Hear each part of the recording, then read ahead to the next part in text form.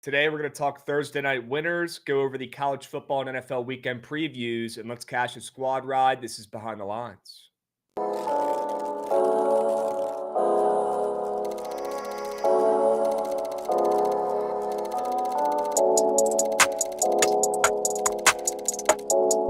beating Vandy, by the way. I don't give a fuck what anybody says. Sure.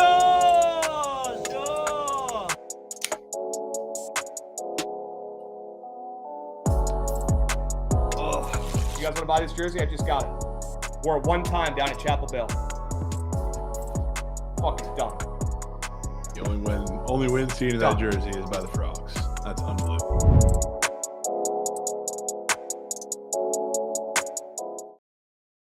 What's going on, chat? Happy Thursday. BTL episode 774 piece. As always, hold the fry. Joined by our two hosts, Krabs and Jovan, presented by Bookit Sports. If you're not tracking on Bookit, start tracking your bets over there today on Bookit Sports. Sorry, I'm seeing some Aaron Judges dropped in the chat. It's throwing me off here. Use promo code Bookit to sign up on Bookit. Get involved. Start tracking your bets this weekend. Loaded college football slate, loaded NFL slate, Ryder Cup going on this weekend as well. Start tracking your wagers over there on Bookit Sports. Get involved. Get involved. Yep, everybody go ahead and drop a 20K in the chat. Sure.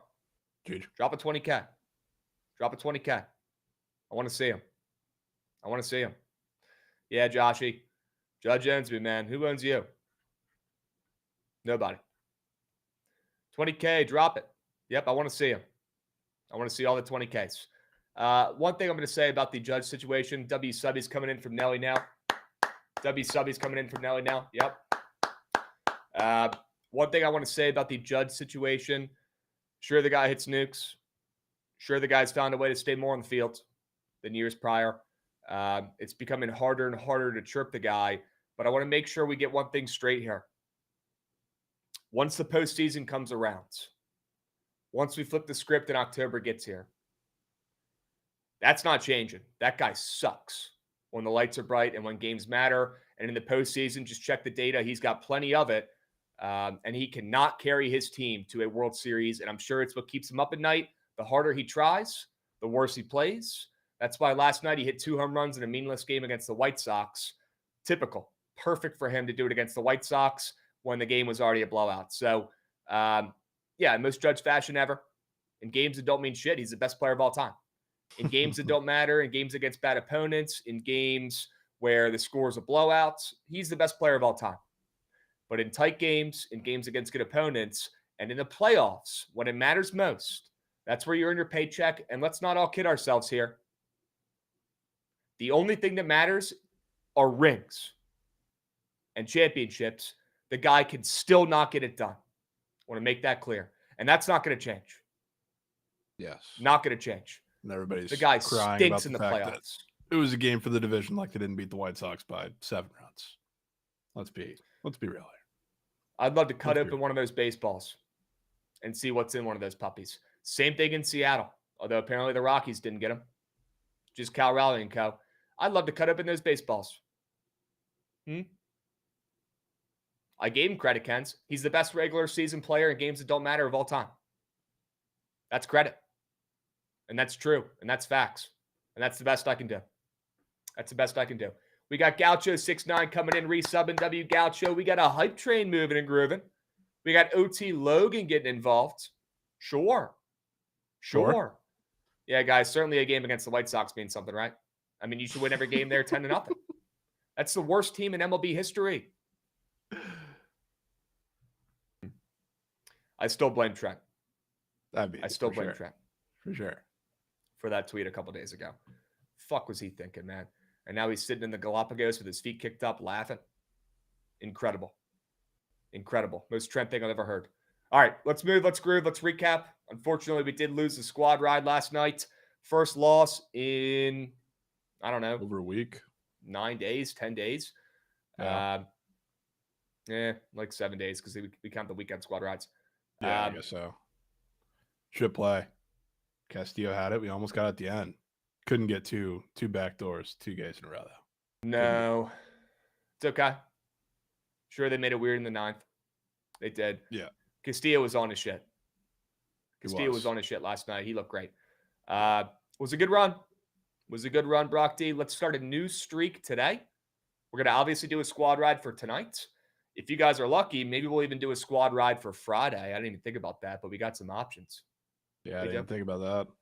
We got some options. And then obviously doing some squad ride polls in the chat today for Saturday and Sunday squad rides. I want to mention something. The Twitter polls swept 2 weeks ago, and they swept this past week. The Twits polls went 1 and 3 last week. So Twitter polls have been on fire. Yep, this is when we fade those and we do them on stream today. Well, that didn't work last week is what I'm saying. But yes, it's up to you. Yeah. I'm just saying. Yeah. Twitter polls are 6 and 0.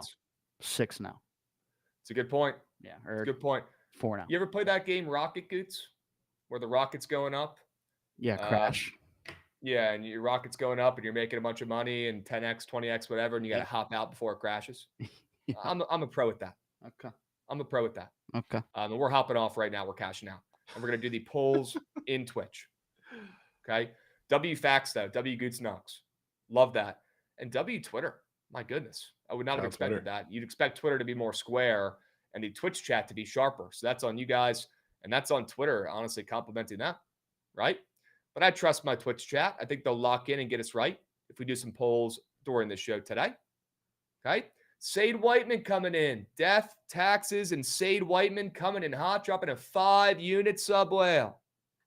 W Sade. Can we clap it up for Sade? Can we drop some W Sades in the chat? Please. W Sade. Please. Reeve Trees also subby. Won't let that get swept right before. Yes, Reeve Trees. Reeve Trees. Sure. Appreciate BTL, even Goots. Hell yeah, Reeve Trees. People are still mad about the Ravens, Goots. I don't get it. They need to leave that in the past. Leave that in the past. Ah, sure. Truth comes out. The truth comes out. Well, that's actually a compliment then from him. Okay. We can take that. We can work with that. Tiger series needs to be talked about. Guys, I've been saying it all year. The Tigers suck. Tigers suck. Bad. They got no aura. Talk about not being clutch in big games. Tigers. And I would have expected more from AJ Hinch. I'll be honest. The guy cheats his way to a World Series, and he can't figure out how to get this team in the first place. Disappointed in AJ Hinch. All right. I'm going to say one thing about these squad ride polls because you guys have really been digging under my skin the last week or two, just pretty much only picking Jovan's picks. And, luckily it's been going really well. So, again, if it hits, I don't give a fuck. When it doesn't, I'm going to say something. Guys, it's a 2-horse race on this show. We've done almost 800 shows. I deserve some respect. I deserve some love on these plays and these options. Good job weeding out the Toronto cake from yesterday. I'll give you guys that because that was a shit play. So you guys are right. But let's not forget when we get to the poll, especially when football is involved, don't forget about old Krabs. Yeah. Right? If there's ever a day. Maybe dust off old Krabs. If there's ever a day to dust off old Krabs, it might be today. Might be today. Give him a shot. Might be today. That's all I'm saying. Okay, I'm not going to get butthurt from the chat chirping. It's my job to sit up here and take it, whether I agree with you guys or disagree with you guys. Some of you guys love me. Some of you guys are going to hate me. That I can't change. Okay, we got guys in the chat who just love pissing me off, saying mean things, saying rude things in the chat. You know what? If that makes your day better, and that's kind of concerning, side note, by the way, want me to go talk to somebody about it? If that makes your day better, so be it. So be it. I'm a grown-up. I can take it. And I'm going to stop letting it affect me. Okay? But all I'm saying is it's a 2-horse race. Okay? Can't just pick Jovan's plays every single time. We could pick him more. Dude, sharp as a fucking tack. When he's red hot, we could pick him more. Yeah, 100%. I'm in for that, especially with baseball. 100% and college football. But it's a 2-horse race. That's how we win, by picking the best play possible every day, no matter who pitches it. Okay? Come on. We're in this shit together. Let's move. Recap the Sharp Report, please. That was typical the Krabs. Perfect day to dust off old Krabs, man. Oh, yeah. Typical Krabs. The one pick I give for the squad ride poll is cake, and everything else hits. Yeah. GG. Usually how it goes. Didn't have it though. You had Usually it. how it goes. Minus the Jays. Yeah, 4-1, we take it. 4-1, we take it. And a rare Jovan, not his best performance, but man, you were due for one, and you deserve one bad day. You've been fucking red hot. Knock on wood. Knock on wood. Due for one. Knock on wood. Due for How one. about We that move. today, We though? groove. We're not going to let yesterday affect today. We're going to move on and bounce back tonight. That's all I know. Was always, however, all I know. fuck Goots. Okay. It was always the Rays ML. I should have put foot down on that one. Yep. Thank you, Goots. I should have put foot down on that one. Goots, did you beat the traffic or did you stay all 9? No, I got to know. I beat the traffic. Okay, that's fair. I beat it. It's fair. Yep. Can we talk about why the Rays raised last night in a game that means nothing and pulled your starting pitcher at 50 pitches? Or are we just Yeah, that I was trying to explain that to my girlfriend. She didn't understand. I was like, he was at 50 pitches and they pulled him. I was so confused. With no hitter, too. I was like, I what, know. dude? Yeah. He's like the one. I don't ever take Rays pitcher squares too much because I know they do that. Shane Baz is like the one guy they never do that with, though. So I was like, yeah, especially because like he's supposed to be in there to work on shit at the end of the year because 2-pitch guy needs to figure it out with the 3rd pitch, and it was working well. He was fucking dealing. I couldn't tell you. Yeah, I was very, very confused. Matt Gauthier says we need King of the Board back. Would not be opposed to dusting off King of the Board for next week. Yeah, we can do that next week. I like that. I like that. All right. Did you guys hear about the new CFL rule changes coming up soon? Madul, no, I did not. Yeah. Fill me in. They're moving the field goal post from the front of the end zone to the back. I think shortening the field a little bit. No way. Yeah. Making it more like NFL football. Not quite, because the field's still shorter and there's still 3 downs. So it's still CFL football. All the important shit. But yeah, kickers. Well, yeah, but they're making it more like the NFL compared to what it was before. Not exactly like the NFL, but more similar. To yeah, the NFL I guess more a little bit. But it's to promote points. I guess that's okay. What they're doing it. The Rouge is gone too. I mean, why not, right? Miss a field goal through the end zone and you get a point. That's gone, which is good. That's stupid. So they're moving the field goal behind the end zone, you said, and they're also going to shorten the field a hair. Yeah, they're moving it to like where the NFL field goal post is instead of being in the middle, where it's in the fucking way of everything. I mean, yeah, offensive coordinators are probably drawing up plays using that thing as a fucking pick. Yeah, I mean, you got to work around. If you're trying to throw his touchdown in the red zone, you got to work around the goalpost, which is dumb. Were people back in the day just dumb as rocks when they started football here? Why are we putting goalposts in the middle of the fucking field? And I guarantee you, back in the day too, they probably didn't even have padding. They probably just put a fucking concrete cinder block holding up the goalposts in the middle of the field. Were they just dumb as rocks back then? I guess. But I Goodness mean, the gracious. changes though.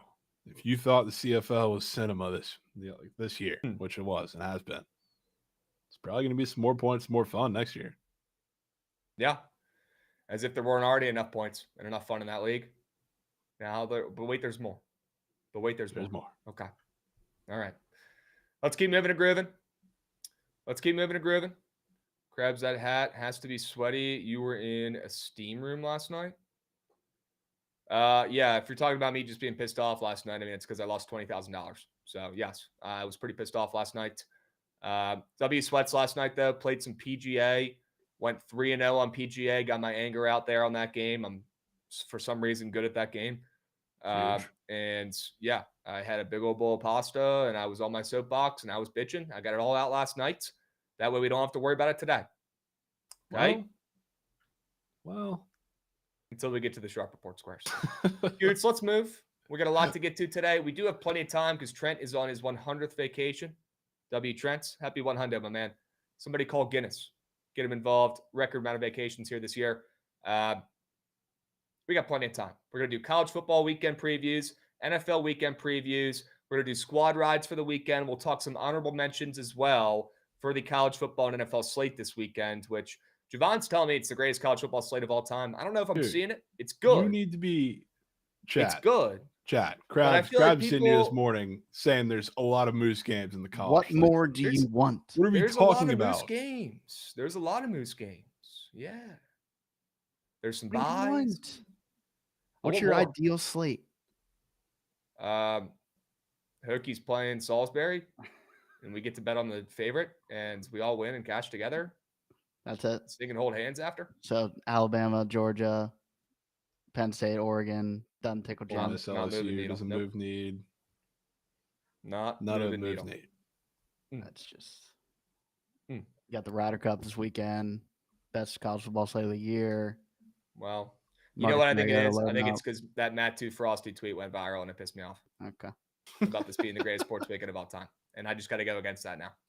We got Kamar getting involved, dropping a resub. W. Kamar getting involved. What's up, Kamar? Good to see you, Beast. 19 months. Salisbury student here. Salisbury football would fuck VT Raw, and I'm a VT fan. Yeah, that's just a blatant lie. That's a blatant lie, coffee, not coffee. Unless Dan Quinn and his meatball ass head is going back in time. They might cover. Yeah, they probably cover. For 60.5 or something like that. Cover. They might cover. Yep. They probably cover. Maybe win outright. Can we get it? I'm requesting a Goots POD for the Ryder Cup this weekend, and it cannot just be the USAML. Well, that's all I played today, or we'll get the pairings get a square. Today. It's just there's not enough squares up. Like there's just the points one. It's only like one 5 category. It's like 5 of them, and we'll get the pairings today. So they'll probably put squares up. Yeah, I'll probably put squares up. Yeah, let's get that. But I can't give you that now because they're not up. Okay. Fair. But just get in the lab once they drop. Okay. Yep. All right. Chat really wants us to talk about early games. Do we have a couple early games starting up here? We got the Ratchet O's and the Ratchet Rays, Minnesota and Texas. Do you guys really want takes in those games? Here's a take for you. The Orioles look sharp, so do the opposite and take the Rays. Boom. Rays them out. Rays out. Remember, guys, whenever the Orioles look sharp, they never come through. When the Orioles look like the squares play since sliced bread, that's when they cover and win. And it's very frustrating as a sharp bettor, but that's the case. And that's what I've noticed for the last 2 or 3 years, and that's how you do it in these games. Probably some runs in that game today. Ooh. If I had to take one play in it, which I'm not, but okay. Rasmussen, 3 innings maybe. He's right at his innings limit, which I think is exactly 3 innings or 2 2/3 or whatever. So a lot of bullpen, a lot of rat shit coming. Yep. Hey, Colton, I already did. Go back and rewatch on the YouTube at Bookit Sports. You're 20 minutes late. 20 minutes late. All right. Anything in Pittsburgh and Cincy? Sorry about your Reds last night. Just sucks. I would be so much, still really mad because they could have gotten in the spot after it, but at least everybody else lost, which was good. Mets lost, D-backs lost, so nothing changed in the last 24 hours. They probably win today. Just am I laying minus, 170 with a rain delay now? Them involved? Fuck no. No. And there's your early MLB talk. Let's go ahead and move on to the Sharp Report for today, guys, and talk through some of our favorite plays for the day today. Also, YouTube chat, I see you, Goats, Pip, Andrew, DeAndre, Joshua, Jacob, Jesse, 69 Nice, Zachary Moore, Korea Pounds. We got Just Jaquan. We got Team Comeback. We got Thomas Johnson. YouTube chat, let me hear you scream. I want to get a roll call going to the YouTube. Who's lurking in there? Who's lurking in there? Show yourselves. Yeah, Pip, I'm with you, man. I forgot VT and NC State moves needle. People acting like this weekend slate is great. It's pretty mid. Pretty mid in my opinion. All right. Let's move. Let's groove. Under on the diamonds. Let's get the baseball out of the way here, folks. Under on the diamonds after we saw some runs, some fun in this game last night. By the way, Max Scherzer might be washed. I'll say it. He might have left it all out there on the field halfway through the season, and he might be running on empty. Unfortunately, that's kind of what it looks like up there on the bump. I watched the game last night, and he's out of gas, man. He's out of gas. If they were smart, they would have already shut him down, get him ready for the postseason, or maybe put him in the bullpen, but they don't have enough starters, so they can't. But give the guy some rest. He's like 40 years old, man. You could tell he's gassed. So last night, Red Sox splooged. Terrible bet for me. Only loser was Toronto last night. Today, we bounced back with a winner in this game. So you got that Bayo, 2.5 run runs allowed square. That's completely green. I think he goes out there and shoves against Toronto, who, again, we want to talk about the Yankees not showing up when the lights are bright in games that matter. How about the Toronto Blue Jays, who right now are also collapsing and also melted right now? And now they're tied with the Yankees after last night's loss. Still have the tiebreaker, but same record. So Toronto lost 4 of their last 5. I don't think their bats show up in this game at all against Bayo, who's been sneakily really good this year. Nobody talks about it, but the guy's got a 3.3 ERA. I think he shoves today looking at his prize pick squares. He's coming off a bad start. He's been pretty mid his last couple. And he's got a crazy pitching out square as well. So the prize picks board says Bayo's going to shove. Then we got Louis Varland on the bump. I was confused why this total opened up at 7.5 involving Louis Varland and involving both these offenses and bullpens, to be honest with you, especially Toronto's at this point. I was confused.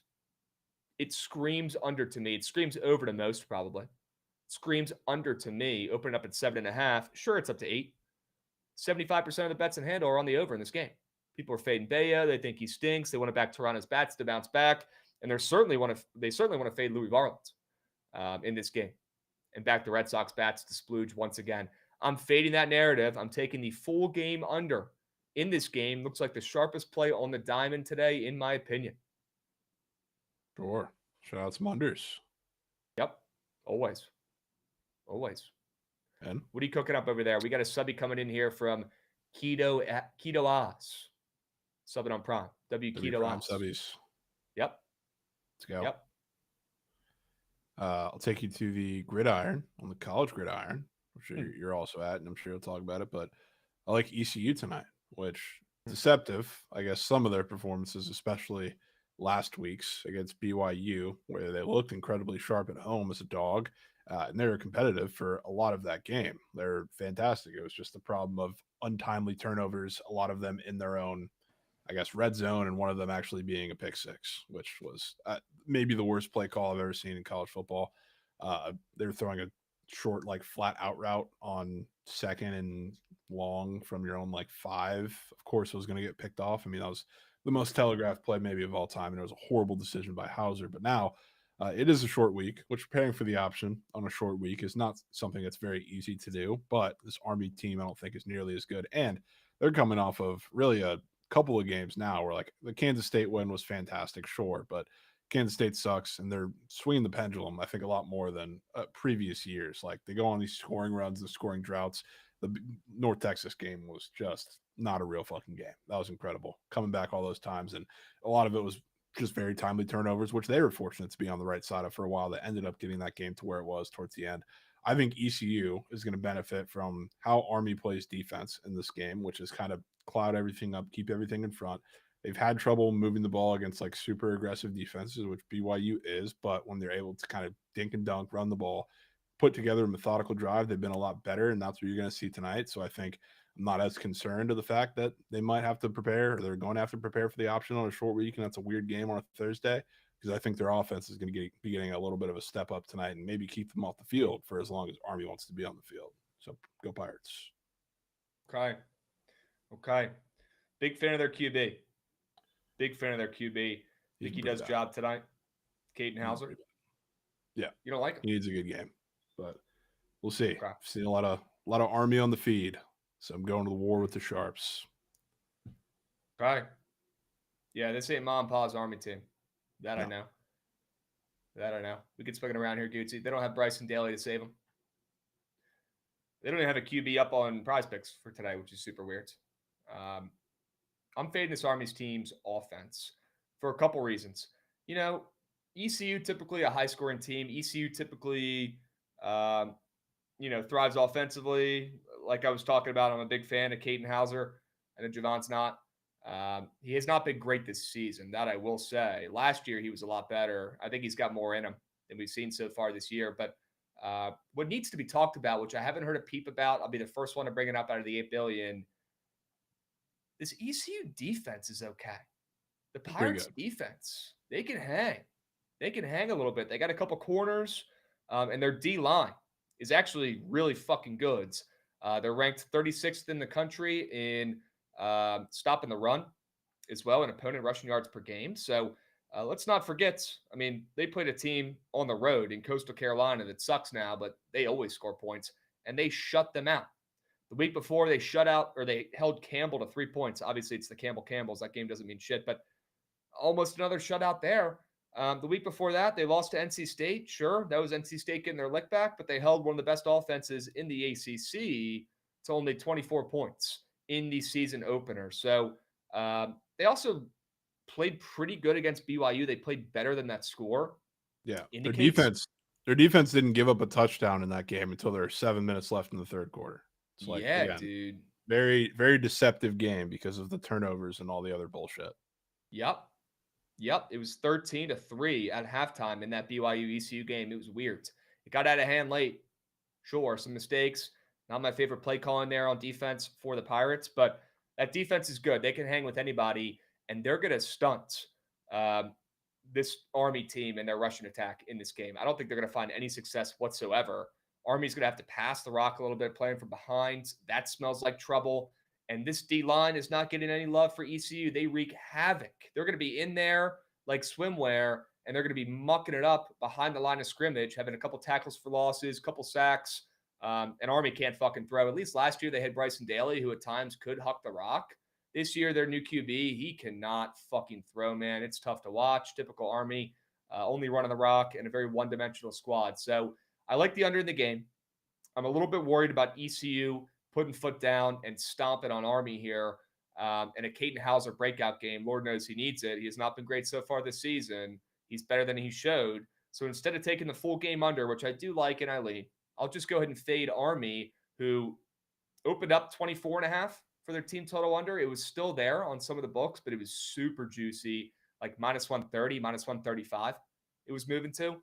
And then on a couple other faster moving books, it's down to 23.5. I got it at +105. You're not going to see this at plus money by kickoff. So if you want to lock it in, I lock it in now, fading Army's offense after they scored 1 million points in their last game against North Texas. Guys, that's North Texas. North Texas has the worst defense maybe in college football. They are fucking terrible. Me, Jovan, and Goots could go out there and score a couple against that defense. Their offense is great. North Texas's defense is terrible. So you got to fade this Army offense coming off a 24 points they scored in a win against Kansas State, 27 points against Tarleton the week before, and 38 points against North Texas last week. I am excited to fade this Army offense today. Excited. Yep. I'll give you one parting nugget, Krabs. Their DC, Josh Aldridge. You know where he has a little bit of a history? It's not in the service academy, but as far as, I guess, offenses, it's probably as close as you can get, and you're not being a service academy that runs the option. He was at Liberty for years. Liberty. He's in the category of Liberty, Coastal Carolina, and I guess now Rice of like the half option, modern option offenses. So he's got some background. He's a D-line coach there. So if there's anybody who knows out of anybody who's not had service academy experience, it's him. Okay. Love hearing that. Music to my ears. Okay. Fade and Army. 2 different ways today. That should go well. We'll see how it goes. Swinging around, Goots. We got some more Jovan meat to go over here. How about going back to that Marlin series? Sure. Yep. Could have just stuck with the over yesterday and been Jeff, because Phillies put up $1 billion. But same thing. I think this is just a series filled with runs, and we easily get the worst pitcher on the bump as far as the Phillies go, which is why I wanted to go the full time. And I know it's been a weird role for him, and we'll see just how long his leash is today. But Walker Buehler's on the mound today against a team that is going to be very aggressive. So we'll see how that goes. I don't think it's going to go very well. And not only that, but I don't know exactly, again, what his leash is going to look like, if he's going to be testing out for like a full starter role, or if they're going to be saving the bullpen, or what it's going to be. But the bullpen, I can only assume you're not getting the best of the arms out there for the Phillies at this point, especially after you've seen some of it in the last couple of days now, not yesterday, but prior to that, they're pretty worn down and pretty used. So I don't know who we're going to see today. Can't be good, can only be good for runs, but I think Walker Buehler gets destroyed. And then we've talked about this now. We're at the point in the season where some bad pitchers are just bad pitchers, even if they had a little insanity run at some point during the year. Jensen Junk is just a horrible pitcher. Horrible pitcher, and the wheels are starting to come off. He did have one good start in his last start against one of the worst and coldest offenses right now in baseball. But now you're going against the Phillies, no matter really who they put out. I think it's a really bad matchup for him because they put the ball in the air a shit ton, as we see yesterday, which he struggled mightily against those offenses, especially in this little second half of the year that he's put together. I don't know. I can't even say put together like a couple of really bad starts, but he's looked like Jansen Junk. Call it that. So runs, Okay. 10 of them. I'll be honest, I'm a Jansen Junk guy, but I love your sell job, and I'm down to fade Walker Buehler. Yeah. Figured that would probably get you more than Junk. Yeah, Walker Buehler, who's spent some time in that Phillies bullpen for a little bit, right? Before he's made the move back to being a starter. See how that goes. We will see how that goes. Probably not well. And the Miami Bats have been really good the last month or so. Let's hope that keeps rolling. Okay. I mean, they've been rolling before yesterday. They're playing really, really well. Yep.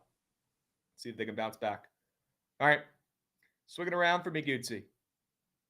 How about the Cardinals plus 1.5? Cardinals plus 1.5. This is almost a triple reverse spot. I'll say it. I got people DMing me saying, Krabs, you got to take the Seahawks. Everyone on my feed is taking the Cardinals. Well, I'm taking them too. You know why? Because they're winning this game, and Sam Darnold sucks. Might just be that simple. You got Arizona breaking out the new color rushes, maybe the most fresh uniforms in the NFL this season. You got Kyler Murray hungry for a win. You got an Arizona team that needs to go out there and get a W here at home. You got a Seattle team coming off of 2 big-time wins, 2 fraudulent wins, in my opinion. This Seattle team is not good. Sure, their defense has a pulse. They won't tonight when Kyler Murray is slicing and dicing them, when Trey McBride, who has a great matchup tonight, is fucking owning that Seattle secondary. They could keep up with some little receivers, sure. It might not be Marv breakout game, but Mr. Trey McBride is going to go out there and grub and get his more than 60-plus yards. He will. And they also have not been great against RBs. This could be a good game for Mr. Trey Benson. And if you go look at some of his squares on Prize Picks, it kind of looks like he's going to have a good day. This is his biggest day of his fucking life. And I'm a James Conner guy. I am. Have him a dynasty. Bless his heart. He's probably going to get cut here. Who knows if he's going to play ever again, to be honest with you. The guy's had a million injuries. Kind of putting him in that Eckler boat where it's really sad. And who knows what's going to happen here. But this is why they drafted Trey Benson. Trey Benson put on 15 pounds of muscle this offseason. He looked significantly better in the preseason. He looked significantly better in week 1. He had a big-time run in week 1. He's looked a lot better this season than he has the last couple, where he kind of looked like shit, not going to lie. But again, guys, sometimes with these dudes, it takes time to develop in this league. It's not always just fucking plug and play and all of a sudden they're the best fucking running back in the NFL. No. And Sam Darnold is bad at football. That's really what it comes back down to here, guys. Sam Darnold is bad at football. If he was going to go off tonight, and again, it looks like the easiest matchup of all time for Sam Darnold. Sam Darnold going against the Cardinals defense that has a couple injuries in the secondary should be a great look, right? Well, then why is it the running backs for Seattle who have higher rushing yard numbers than I expected? It's not going to be the Sam Darnold show. It looks like to me it's going to be Seattle trying to run the rock. Charbonnet is going to be back in this game as well. That's huge. I'm a big Charbonnet guy, but clock's going to be ticking this whole fucking time. And I'll be honest with you, Jovan, I don't think that benefits this Seattle team. I think it's going to be fade Sam Darnold day. The most popular square on Prize Picks is Sam Darnold half a passing touchdown after he's had 4 the last 2 weeks. This is exactly the time to fade. Like I said, the guy's had 4 passing touchdowns the last 2 weeks, and he's up for a demon 1.5 passing touchdown square. People in the chat are saying Krabs POD is going to be Sam Darnold, less than 1.5 passing tutties. It would be if it was a normal square and I could take the less than, but of course you cannot take the less than. Then you go look at the RBs for this team. Sure, the rushing yard numbers are a little bit higher than I expected, especially Sharp coming off an injury. But Kenneth Walker has a touchdown square up on Prize Picks. I didn't hear no bell, and I've hit significantly more, knock on wood, of these touchdown square fades than I have lost. Let's not forget, some of these fades have been really ugly looking and terrible, sure, just like Gibbs over the weekends, right? Shit square, you're right. But more of these fades hit than lose, and I bet your fucking ass he ain't getting in the end zone today. So if he's not getting in the end zone, if Sam Darnold's not throwing 1.5 passing touchdowns, if Kyler Murray against a good defense, if Kyler Murray has a 1.5 pass plus rush plus receiving touchdown square up there, it's pretty fucking reds. 2 + 2 = 4. Cardinals win this goddamn game. If you go look at the field goal squares and think, oh, it's a primetime game. Everybody loves taking kickers in primetime. They've been great over the last 2 years. Well, then why is Jason Myers, one of the more popular squares in the NFL this weekend, up after he kicked 3 field goals against New Orleans, up for 1.5 field goals made and juiced to the under on the books? Interesting. Smells like not a lot of points here for Seattle. Not saying Arizona puts up a 40-piece in this game. They won't. Might not Maybe need 30. to. Maybe 27. Maybe it's Arizona's defense that shows up today when nobody expects it. Everyone's saying, oh, their corners are banged up. Guys, this Arizona D-line is going to be muck and chow. Sam Darnold's going to be seeing fucking ghosts out there. I'm picking up Arizona's defense to start in fantasy this week. It's the Cardinals. Plus 1-0. Lock it in. There's a reason why all the fucking smart people on Twitter are taking it. Because it's going to fucking hit. Oh, you're cooking. You're literally cooking. Yep. I'm in on this. I'm getting Dolphins confidence from this. Good. Yeah, I like this play a lot. Favorite play today. That's for sure. First play, I put it on the Sharp Report. See how it goes. You sold me. See how it goes. All right. Swinging around, you got one more straight bet here? Yes. This is the daytime play, which I believe it starts in 2 hours, maybe, out there in Sacramento. Overshadowed by how much the Tigers have been rat shit, and they had a massive collapse. If that didn't happen, people would be talking a lot more about how the Astros have done the same exact thing. And Goots was talking about this the other day. 100% right. The Astros have been fucking rat shit. And now last night, the Mariners just clinched the division, which is crazy to think after the Astros, I guess, around the All-Star break and right after that really started to take command of the division. You thought it was theirs. You thought they were doing classic Astros shit.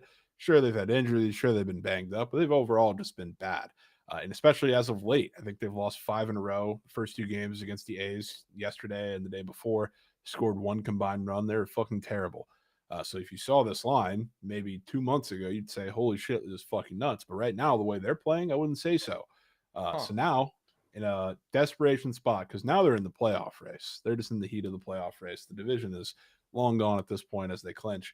You got to go to your guy, who has some pretty good history against the A's. He's had some really good starts out there. Obviously, not all of them came in Sacramento, but they're against a lot of the same team. This A's team, as good as they are against lefties, they have also been pounding the ball into the ground a lot against the ground ball type pitchers from both sides of the plate. So Framber, after 2 horrendous starts, I don't know how many times you get really, really bad starts from Framber in a back-to-back spot. Now you're back against the wall. If you're the Astros, need a win like fucking air. I think Framber goes out there, drops some knuck. Doesn't have to be perfect because on paper, I guess you would still expect some runs in that ballpark. But regardless, he's coming off a couple bad starts. JT Ginn's actually been really good lately. I'm a JT Ginn fan. I think this is where he finally gets dropped by some of this Astros lineup that, again, they were dormant for the first 2 games of the series, 1 combined run in 18 innings. They wake up today, midday in Sacramento, and get a win. Love it. You see that Framber earn runs a lot square? Yeah, I've seen it. I think Ginn has one up as well. Let's see. Hope so. Hope it's gross looking. He has not a normal square. The juice must have moved. He probably did at some point. This squares are always coming up, going back up, and coming down. I remember him having one up there. Okay. Love this play from you. It is an early start, chat. Don't forget it. This game starts up in an hour and a half-ish. Okay? So don't sleep on Houston. On the roads as favorites, Framber. Perfect bounce back spot for him. Great matchup. And he's been quail shit of late. The Astros have been quail shit of late. Could be a good time to back him. And like SBR said in the chat, Tigers have a tiebreaker. 1 back. They need to win 2 out of 4 if the Tigers go winless. 3 out of 4 if the Tigers win 1 game. 4-0 if the Tigers win 2. And he said he just found out if the Tigers, they could still make the playoffs since the Astros are rat shit. So you can go ahead and lock in the Astros to win 4 straight games in a row. Yep, SBR, you're literally Frank the Tank, but in a Detroit version. And I fucking love it. Never change. Never change. Okay? W's. Absolutely hilarious, the SBR content about his teams. I just think it's the funniest thing. The funniest thing. All right. Yeah, do we have another random early square that we could pair with that Framber less than 2.5 earned runs allowed? Or maybe it's Bailey O'Bear less than 2.5 earned runs allowed? You get eyes on that puppy? I haven't got eyes on that. That is a crazy square in a pitcher's park. Total opened up at 7.5 in that game. What do you think about that square? I don't hate that square. I hate the total moving up in that game. Yeah, total's moving up. Especially after the way the first 2 games have gone.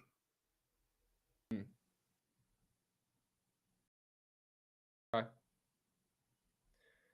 All right, maybe it's Brian Bayo less than 2.5 runs allowed. That could be the diff. Later tonight. Could be the diff. I'm going to send a 2-piece with that. Framber less than 2.5 runs allowed, and Brian Bayo less than 2.5 runs allowed. Little 2-piece.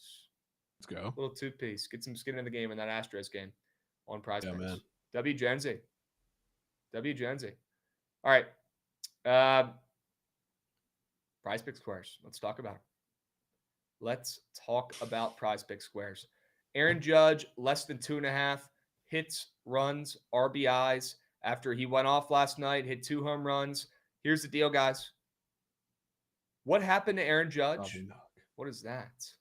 Dropping knock. That's a shit card, dude. If you ever run out of toilet paper, maybe keep that in the restroom.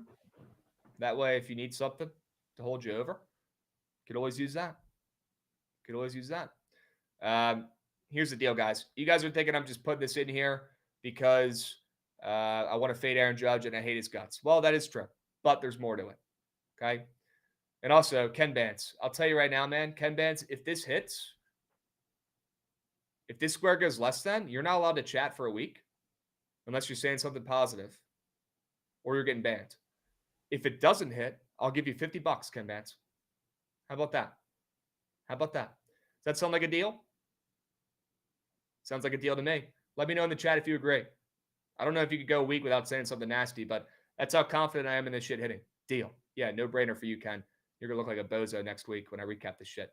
Aaron Judge, less than 2.5 hits, runs, RBIs. Jovan, what did the White Sox do against Aaron Judge in game 1 of this series? Walked him a ton.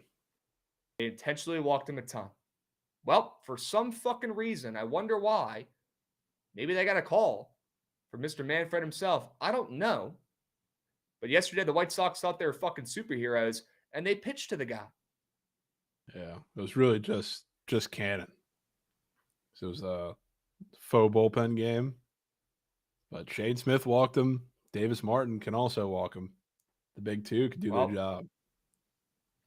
Jovan, after 2 Nukenheimers last night, don't you think the White Sox might go back to just give him one of these from the dugout? Let's do a 4-pitch walk. I think they will. I think they're tired of seeing this guy hit home runs against them. I really do. You're going to see him get intentionally walked a couple times in this game. We don't have fucking Joe Cannon up there trying to be a superhero and striking Judge out. You're going to get Coach dropping those 4 fingers in the dugout, and they're going to be walking Aaron Judge. So let's just hope he doesn't score 3 times. If he scores 3 times, I will charge it to the game. But when you guys turn on your TVs tonight and you put on this shit game, you're going to see Aaron Judge get intentionally walked every single at-bat. His first at-bat, they're going to pitch around him. Every at-bat the rest of the game, they're going to intentionally walk him. Just wait. If he scores 3 times, I'll chalk it. I'll charge it to the game. I'll tip cap. Yeah, you charge it. Kenneth Walker ain't scoring either. Jovan, the boost fades are back. I don't know if you guys saw chat, but one of the books has a Kenneth Walker touchdown boost in a game I like the under, in a game I want to fade the Seattle offense, in a game where, if you look at Prize Picks, this looks like one of the easier squares on the boards.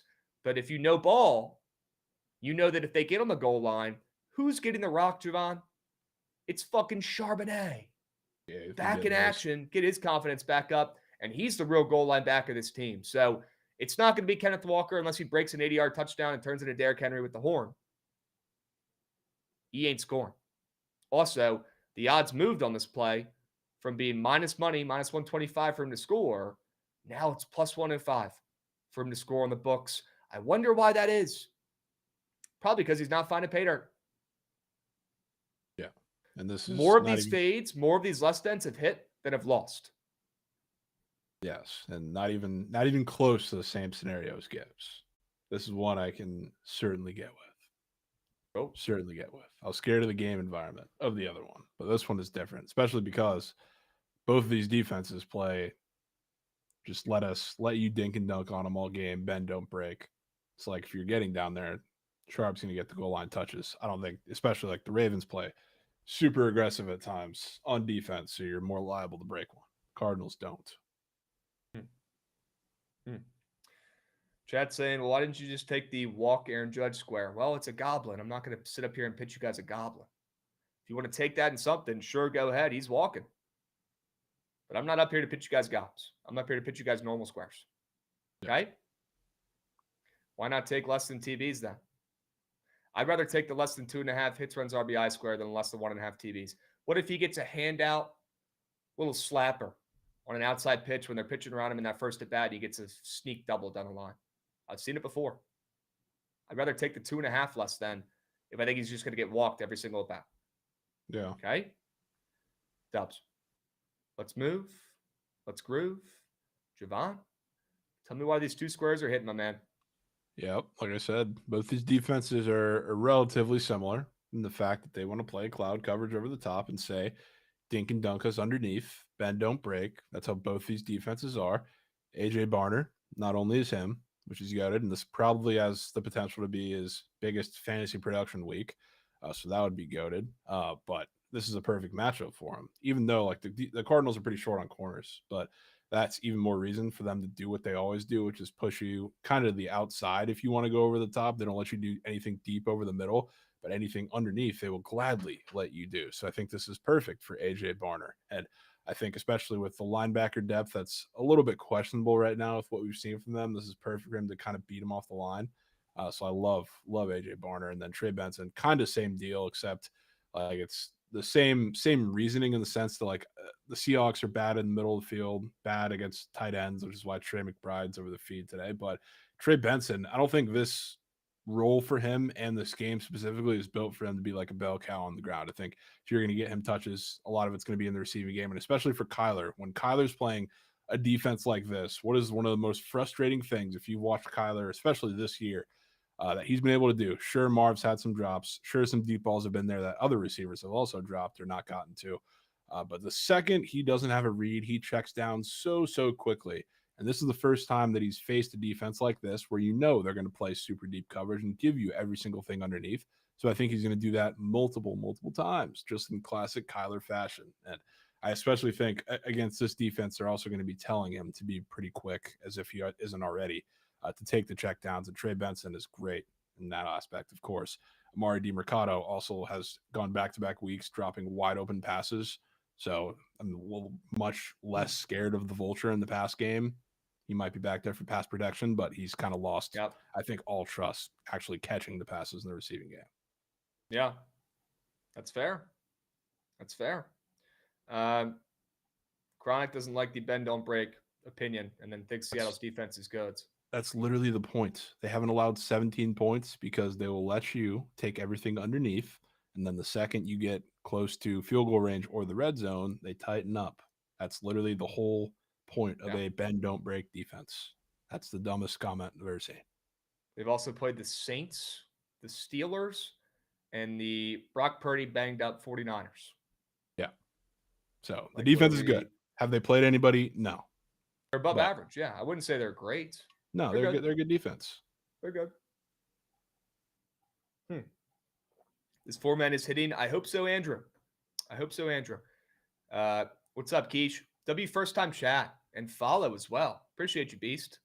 Love that. Sad I didn't get to meet you at Coors in May, Krabs. Me and Gootsy had a great time out there in Coors. We did. W hospitality out there as well. Very, very nice people out there. People buying us beers. Really good time out there at Coors. Okay. The Rocky Mountain Oysters, they were better than I expected. Kind of gross, but better than I expected. My guy Adrian, we were hanging out with him. He was buying us shots. We were kind of drunk at that game. Krabs not a big Rocky Mountain Oysters guy, but they were better than I expected. I haven't tried them, so I'll tip cap to that. I have. Would I get them again? No. Were they that bad? They weren't even that bad. They weren't even that bad. All right. Let's keep moving and grooving. What do you see that? Did you see the drink prices at the Ryder Cup? Yeah, Dead Larry Bird. I did. But again, it's $750 to buy one ticket to go there. So they're not going to make the drinks cheap. It's not like we're going to a Falcons game. You got to pay to play up there in New York. Should be fun. Falcons. They don't do many things right, but they do that right. Yeah, and some teams are starting to copy them as well. The Ravens have a value menu now too, which is good. A couple of places are starting to change to that. It's smart. I mean, these fucking teams make enough coin. You don't think they can hook up the fans a little bit? Come on now. Come on now. All right, W Squares. If you guys want the link to the Sharp Report 4-man, I will drop that puppy in the Twitch chat right now. As soon as it loads. Any minute now. And then we're going to do college football previews here in a second. Goots, do me a favor. If you're around, if you're local, run that shit. Let's talk some college football for this weekend.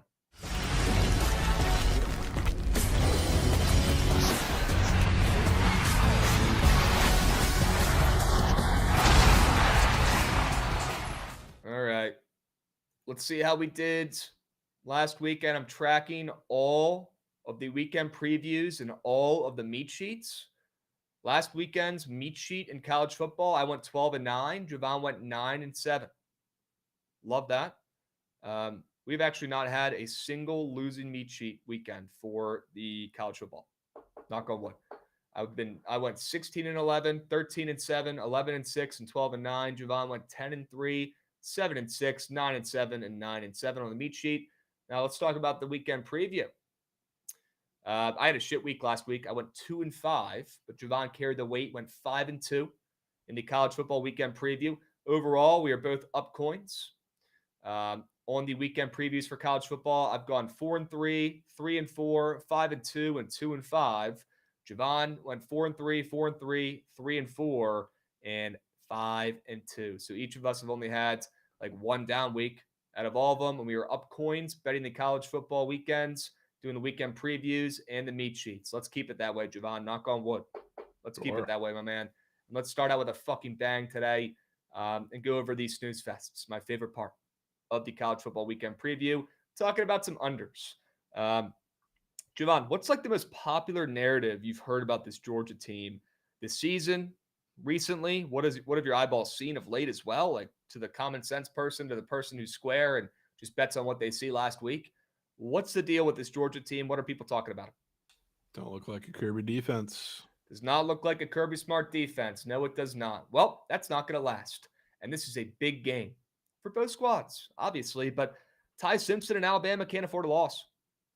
They've already lost one. They've already dropped one. This is a must-win. And I'll be honest, I like Bama. I lean Bama here. Okay? But this is giving me serious triple reverse vibes as well in this game. I'm not going to lie to you. It is. I'm not going to officially make it a triple reverse. Okay? You really got to trust it in your plums if you're dropping that. And I am, 3-1, I think, on triple reverses. So not out here to fuck up that record or put a lean in there, a coin toss lean in there.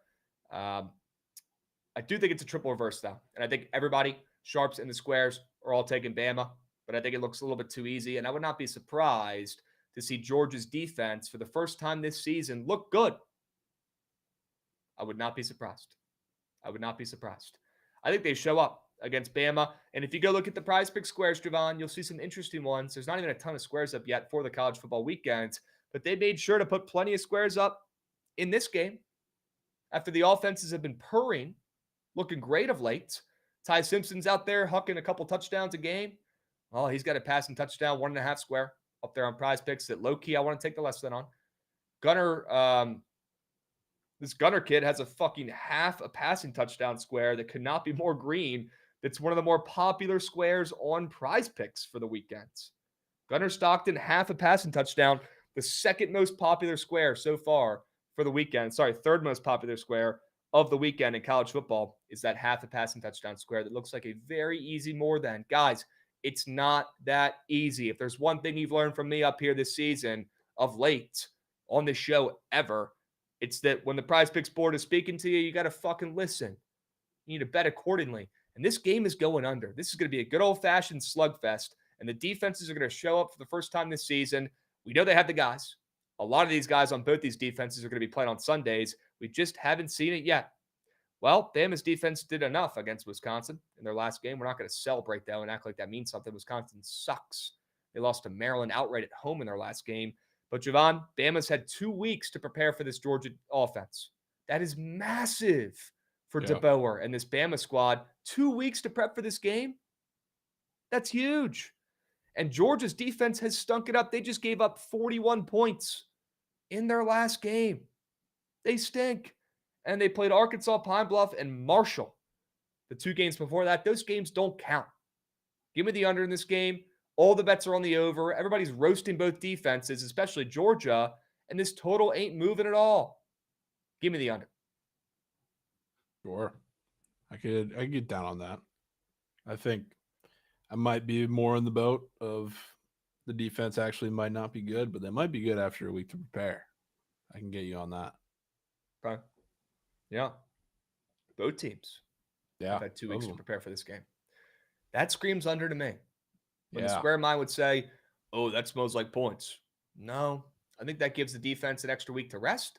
And an extra week to prep. I love taking unders or first half unders when both teams are off of a bye. Yeah. Which, there's some offensive rust as well. Let's talk about it. Speak of the devil, Arizona and Iowa State also both off of a bye. And I like this under, which I don't know what really is going on in this game. It looks weird. This line's been moving around, moving towards Arizona, which is strange. And I think if they're going to hang in this game, I don't think it's going to be because they're scoring a bunch of points. I think Noah Fafita at this point, you got to come together and agree that he stinks. This offense is stale. If they're not getting anything from the running backs, which so far this year they have between Mahdi and Craig, if they're not running for 100 yards, especially if they can Big 12 play, that's going to be a little bit of an issue for the offense, especially against a really good defense like Iowa State and Matt Campbell's defense off of a bye, of course, with all the time he has to prepare. So I do think this is going to be a slugfest to start. Both teams, again, off of a bye. I think this one will be a pretty tight game through and through. And I also think this Iowa State offense, against this Arizona defense. Arizona's defense, they haven't really been challenged too much so far this year, but just in watching them, especially against Kansas State and that, I was shocked at how more physical they are. And again, Kansas State fucking sucks, and so does everybody else that played on their schedule. But I was still kind of impressed by what they showed at times, even in the secondary. They were pretty good back there. So I'm interested to see against an Iowa State defense that really doesn't have the weapons on the outside to open them up, which that would be the way to attack them. I think this game reeks of just a gross game. Yep. Could not agree more. Fafita's not good. They got a couple squares up there that make people want to back Rocco Becht on Prize Picks. Take his more thans. I'm not buying it. Give me a under. Snooze fest in this game. I'm in. Wow. Trent's up at 1:30 p.m. Eastern. Must be nice. Tucker Holloway has entered the transfer portal. No way, Matt Goff here. No way. You talking about the punt returner for the Hokies? Are you kidding me? So many fucking me guys. You know what? Get those me guys out of here. Krabs, we don't want them. He's bad. We don't want him. Jovan, our best player, our linebacker who got a DUI the week before our season opener. We should have known we were fucked from the start. When our captain, our best player on defense, gets a DUI the fucking weekend before the biggest game of the season. First game of the season. We should have known right then. Guess what he just did? He hit the portal. Me guy. Why would he not? Well, you'd think that we don't suspend the guy. We back him. We don't make a big stink out of it. We play him that weekend. We have his back. You'd think the kid would give a fuck and maybe want to stay there and have our backs too. That guy's a me guy. Well, it's probably a pride decision. Sounds like a me guy to me. Sounds like a me guy to me. Straight up. Don't let that guy go behind the wheel of a car. Straight up. And I would not want him transferred to my school. Probably not. Me guy. Let's go to your favorite segment, some overs. Yeah. Goods, have I hit any overs this year so far? Did I get one last week? I think I might have. Yeah, you got one last week. He took Memphis, Arkansas, I think. Yeah, that one hits. There we fucking go. Speaking of Arkansas, how about Notre Dame and Arkansas over to start your day off right? How about some morning hog? Morning hog. Nothing Cranking like it some at morning 11 hog to get the a.m. day started. Yep. 11 a.m. Central. Nothing like some morning hog here against the Irish. Catholics versus morning hog. That sounds like a recipe for disaster and a recipe for points. Okay? Give me points. We know Notre Dame's offense could score. Their defense might actually be buns. You want to talk about a defense that might actually suck? I don't think it's Georgia. I think it's Notre Dame's. And that's kind of a disappointment and a letdown for Marcus Freeman, who's a defensive guy. Just not seeing it with that defense. Purdue looked okay at times driving down the field. Final score might not have indicated that, but they were moving rocket times in that game. This Notre Dame defense is leaky. They are. If you disagree, you're wrong. They're not good. This is not Mom Paz Morgan, or not Mom Paz Marcus Freeman, not Morgan Freeman's defense. Okay. Total in this game was also up 6 points, man. 58.5 it opened at. I was looking at that saying, holy shit, primetime game. Notre Dame traveling down to play an SEC team for the first time ever, actually playing a good team for the first time ever, not in their fake ACC conference. I was like, damn, that's high. Up to 64.5, Jovan. That is fucking nuts. Crazy. You know why? Arkansas might score 60 points themselves in this game. They got a weird Taylor Green 2.5 pass plus rush plus receiving touchdown square when it's been the running back who's been poking him in the majority of the times this season. That's a great sign. It's about to be Taylor Green, a legacy game against that Notre Dame secondary that is dog shit. Sorry, Goots, put the earmuffs on, but they are. They are. And Arkansas defense is right there with them. They're just as bad. So although I'm not a big CJ Carr guy, not saying he's bad, just not sold on him being a future Heisman candidate yet. Okay? He's going to have his way, like Mike Woods, with this Arkansas defense that is dog shit. They just got absolutely mollywopped by Memphis. I respect Memphis, Jovan. That's your squad. They're good. But Memphis. Playoff team. Sure. Playoff team, but a group of 14. Okay, so let's be realistic here. They got dog walked by Memphis. They couldn't stop a parked car. It looked like Bradley Beal playing defense in that game. It was ugly. Arkansas's defense. Rushing yards.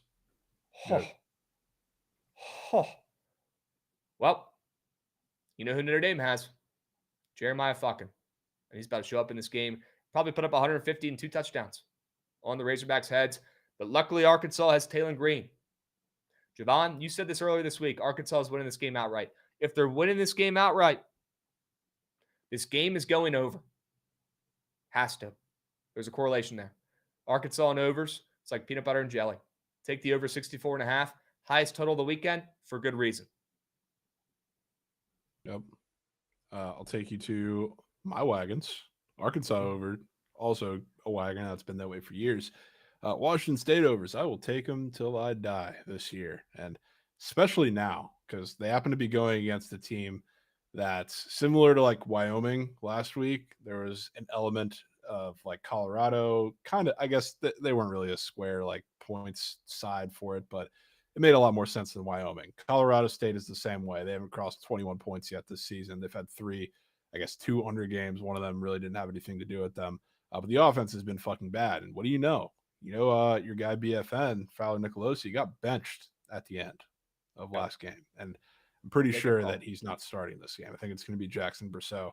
What a perfect time for this offense to be given a little kick in the ass than your other quarterback who looked great in the fourth quarter last week. And now you get a defense that is absolutely god-awful coming off of a game that they played actually really well. The defense didn't. Washington State did for about 3 quarters, and then it fell apart in the Apple Cup.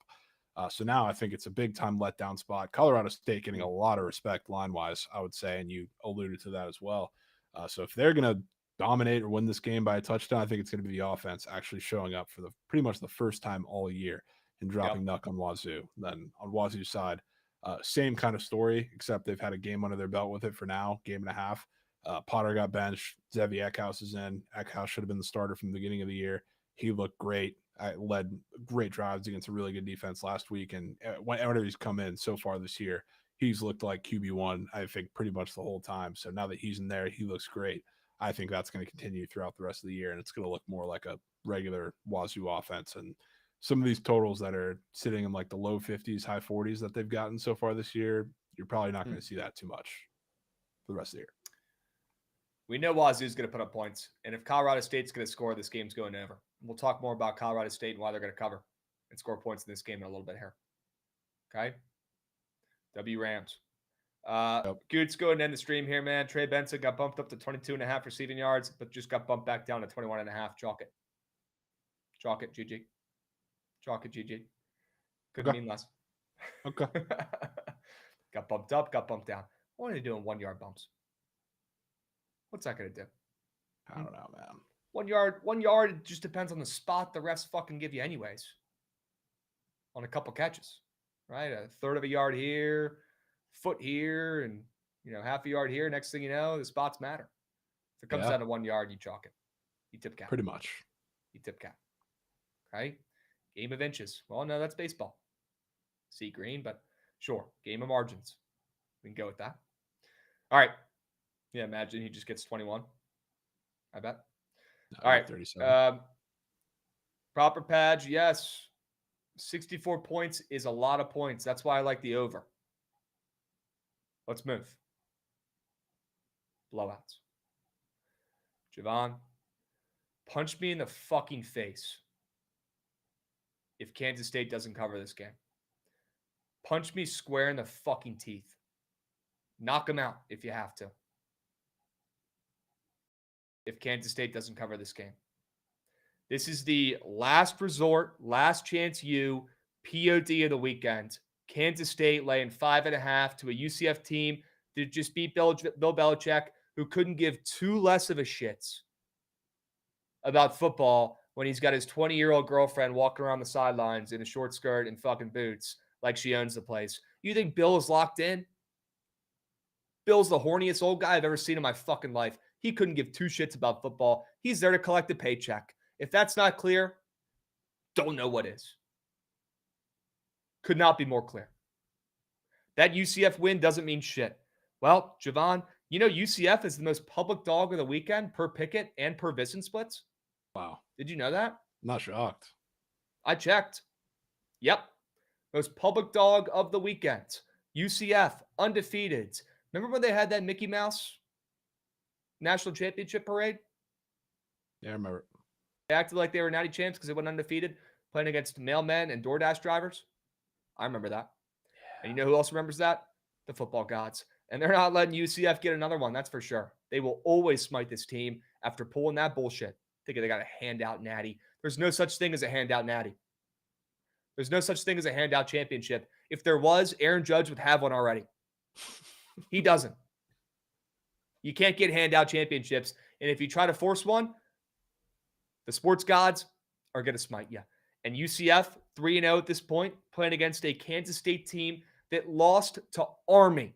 They lost to guys who were going to go fucking fight in war this season. Not a single NFL player on that team. And this team who's ranked preseason lost to him outright. Jovan, this Kansas State team, they beat North Dakota on a last-second touchdown pass. They're about to lose to an FCS team. They lost to Noah Fafita, who sucks. And they're laying 5.5 points. Rav, hope your vacation's going well, man. You're right up there with Trent. Happy 100. Congrats, Rav. Can we get a poll up, mods? Who's had more vacations this year, Rav or Trent? Let's get that poll up and moving, Pega, if you don't mind. It's honestly crazy. Fire that puppy the up. Gap is actually closing. It's pretty fucking close. It's closer than it should be. Still rad though. That's for sure. Still rad though. Can we get that poll up? Thank you. I'm going to a football game, but okay. Rav, have a good vacation, man. Safe travels. Dude, Rav be getting away with some shit, man. He just goes on vacations. It goes on vacations and goes to a football game or goes to some game in the middle of it. So it's disguised as some beneficial work trip. We got to have a conversation. It's content, though. Horrific. Kansas State minus 5.5. If they don't win this game, Jovan, when I'm down there to play Beeve 1v1, not this coming Monday, but the next one, you could punch me square in the fucking mouth. This is a punch in mouth POD of the weekend. Kansas State minus 5.5. Punch in mouth POD. Nah. Yep. Nah. It is. Now let's hear about Penn State. Yeah, Penn State.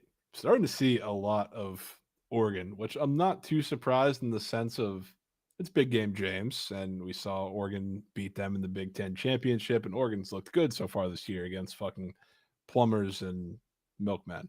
But we've talked about this both in the Big Ten when it's either West going East or East going West, like we have with Ohio State, Washington. But we've also talked about it in the ACC, Cal, Miami last year. Shout out a lot of these games. When you're going to a big, tough environment for the first time, and this is probably the penultimate one because you're going to a Penn State whiteout. Penn State actually sacked up for one of the first times in recent memory and said, we're going to do a whiteout against an actual good team and not try to do it against last year's Washington, which was a decent team, not a great team, obviously, but a game like that where you should win. You get the fans fired up for one. They sacked up and said, we're going to do it against fucking Oregon, which I love. That's putting meat on table. And not only that, it's also supposed to be a little damp out there, Krabs. There's some rain in the forecast. So not only do you have Dante Moore, who, again, has looked great against the team who just fired their coach in Oklahoma State and all these other dog shit teams, and Malik Murphy, Oregon State. He's looked great against them. We've seen Dante Moore, though, in previous regimes out there in UCLA. This is easily the biggest game of his career, easily the toughest road environment he's had to go to. And not only that, but you're going to play a game probably in the rain when you're slinging the ball through the air against one of the best defenses in the country. A team that, again, we have not seen look good against any good team because they haven't really played one so far. And that's the only side of this that people ever want to bring up. It's all about Penn State hasn't played anybody, or Oregon hasn't played anybody worth a lick either. -3.5. They're being generous enough to give all the Oregon backers on the road the hook, and it hasn't moved from that. Yep. I think the reason why is because you're going to see a D line that I think is sneaky, not as good as you think in Oregon, get run up the middle on by Singleton, by Katron Allen, by this entire Penn State team that is going to be way more physical than them. Welcome to the conference. Yep. They got 2 starting running backs that can feed in that game. Yeah. Yep. I'm in. One of my favorite lines to lay as a favorite is at -3.5. Who wants to take that? Oh, no, they got to win by more than a field goal. Looking at the dog. Oh, wow, they're being so generous. How nice those books are being. How nice they're being, Jovan. Giving me a field goal and a hook. Yeah, that's cake. That's cake. You never want to take that +3.5 9 times out of 10. Sometimes you could squeak one. Still a dog, but 9 times out of 10, you don't want to be on that +3.5 side. Yeah. Jovan, Smash if this mouth wasn't football on your time. sheet, yeah. If this wasn't on your sheet, it would have been on mine. Penn State rolls. Everybody's talking about how terrible Drew Aller is. Talking about how great Oregon is. They haven't lost in years, right, in the regular season. Well, they're losing here this weekend in Happy Valley. And there's a Dante Moore pick square. The only pick square up in college football right now is Dante Moore interceptions. He's only thrown 1 this season, Jovan, and it's a goblin. It's a goblin. Yeah. And if you go look at the most, go ahead. This is Book of Choose math match football. I think you're about to get one of those games, which I don't know off the top of my head. I knew they ran for a bunch of yards. I don't know exactly who did it in the Big Ten championship, but like they gashed Oregon on the ground. And that is last year, I think, was a much better run defense than they're going to have this year. So this reeks, especially if it ends up being a wet, rainy game, which it seems like by all accounts it's going to. One of those Katron Allen, Nicholas Singleton, double 100-yard rusher games. Yep. Rand Dope, we're going to get to the whale of the weekend segments here in a moment. Also, side notes, the most popular square on Prize Picks, Jovan, for college football this weekend. You know how I said Gunnar Stockton at half a passing touchdown square is the 3rd most popular? Yeah, Dante also Moore the second, is right up there too. Yeah. Dante Moore, number 1. Dante Moore was, I think, one of the very first squares on the board. He was, I think, the only one up for probably 24 hours when they first put the squares up for this week. So they've been begging for a while. Yeah, Dante Moore, half a pass and touchdown, goblin square, most popular square by far in college football for this weekend. That should go well. If you guys can't sense my sarcasm, I'm being sarcastic. Also, side note, another great sign for the under in Georgia-Bama. 2nd most popular square, Jeremy Bernard, receiving yards. There's also Gunnar Stockton more than passing yards up there. So Jerry Bernard Smells like an probably under to me, man. He's probably here. I'm not gonna lie. Right? Randy, if you're good, bro. You're good. Did we address Trent's Krabs whale yet? No. What is that addressing? Is that addressing? Okay. Yeah, W coin toss. Okay. Trent, Watch the Preston, coin collab. toss. Oh, yes. Go watch the coin toss. I know what you're talking about, but now I certainly do. The Trent Crab Whale. Go watch the coin toss if you want to see that shit. Crab whale. Trent's Whale of the Week. He actually he made up a new type of whale. Yeah. Go check it out. Mods, can you be a W for a second here and drop the link to the coin toss so people could go watch that this afternoon since there's no surge? That'd be nice. People need something to do on a Thursday afternoon. Yeah, Okay. New whales didn't work the last time he made one up. Let's see how this one goes. Dude had to go out and buy a dress and rock it. The following show. We'll see how this one goes. W linkage, W pinnage. Love it. All right, let's move. Let's groove. Let's talk about dogs. They're barking this weekend, by the way. Washington plus 8.5 against the number one team in the country who have just been foaming at the fucking mouth to fade this season. Well, this is the spot to do it, folks. Down from 13.5 to 8.5. That's a lot of steam. Washington looks good as well. Hilarious DeBoer leaves, and his team looks the same. They look good. Obviously, they don't have Michael Penix slinging it, one of the better college quarterbacks we've seen in the last couple of years. But they got a new kid on the block who can sling it pretty well. Jovan had him more than 1.5 passing touchdowns last week. Knock on wood. Came through. Very sharp. Kid looks pretty good. And Ohio State still has a freshman quarterback. Are we all forgetting that? We all forgetting the Buckeyes have a freshman quarterback, Julian Sayin, who, yeah, he had one big game this season so far. He looked like shit. 14-7 win. He didn't have a big game. The only reason why nobody talks about it, Jovan, is because of how bad Archie looked. And that's all people talked about. Nobody talked about how bad Julian Sayin looked in that game, which, by the way, was at home. Now they got to play Washington, one of the toughest places to play in college football, on the road. Good fucking luck, Julian Sayin. You're going to look like a freshman. In this one, that Washington defense is good. Their D-line is good. They have a quarterback who's been hurt a little bit. He missed last week, but they were mainly just resting his ribs for this game. He's going to be a first-round pick. Good luck catching something, Jeremiah Smith, in the fucking end zone. You're going to need it.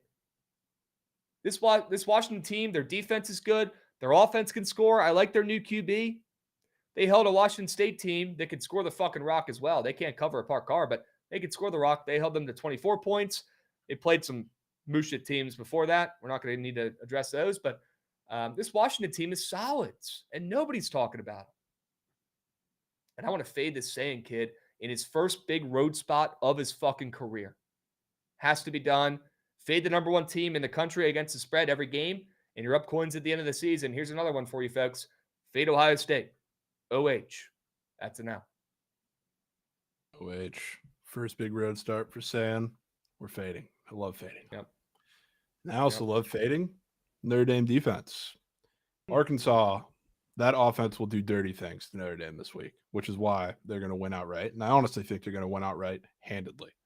We're talking about Notre Dame. It's the first time they've gone down to SEC country since 2019. That game was against Georgia and Athens. Obviously a much better team, but a game that they lost. And there's a reason why. We were talking about this last week, or I was talking about this last week. This Arkansas team, this Arkansas program, this Arkansas fan base, this is the game. The game. The game. Krabs. They've been looking forward to. Big game. For eons, because this doesn't happen very often. This is Notre Dame welcoming to a middling SEC team. They've gone to see the big dogs. They've gone to see the Georgias. They've gone to see the Texas A&Ms. This is really the only time they've gone to like an upset-laden spot for some time now, and I can go even back further than that. Arkansas, their offense, we saw what they did against Memphis. Did they fall apart in the second half? Absolutely, and the defense played a big part in that as well. Taylor Green made some mistakes. First of all, this defense is not very good. We've talked about this for Notre Dame plenty by now. Even if Leonard Moore comes back, which the reports haven't been good, this defense isn't good. Chris Ash is not good. He especially hasn't been good against mobile quarterbacks, just like we saw. Taylor Green had, I think, 50 rushing yards. But what Brendan Lewis did with his legs against Arkansas, I think Taylor Green is going to do against Notre Dame, which Marcel Reed really didn't have to use his legs like last game for Notre Dame 2 games ago. Really didn't have Ryan Brown need to use them too much, but when he needed to use them, obviously there's a trailing game script. He was good. Taylor Green, this is going to be aggressive play calling, I think, for his legs. You can do everything through the air and tear up this defense and tear up the secondary, especially when they're not getting nearly as much pressure as they should. But Taylor Green having his legs used in this fashion, I think, is the great equalizer. And again, this offense is going to show out. And there's a reason why when you talk about the look-ahead spot, which was clearly there after you go on the road to a group of 4 team in Memphis, this game's been circled for 3 years, however long it's been scheduled by everybody associated with Arkansas, the same way that the game was scheduled by everybody associated with Memphis last week, which is exactly why the Hogs are going to be cranking at 11 a.m. with a win. Early morning hog crank, chat. 2 words. Early morning hog crank.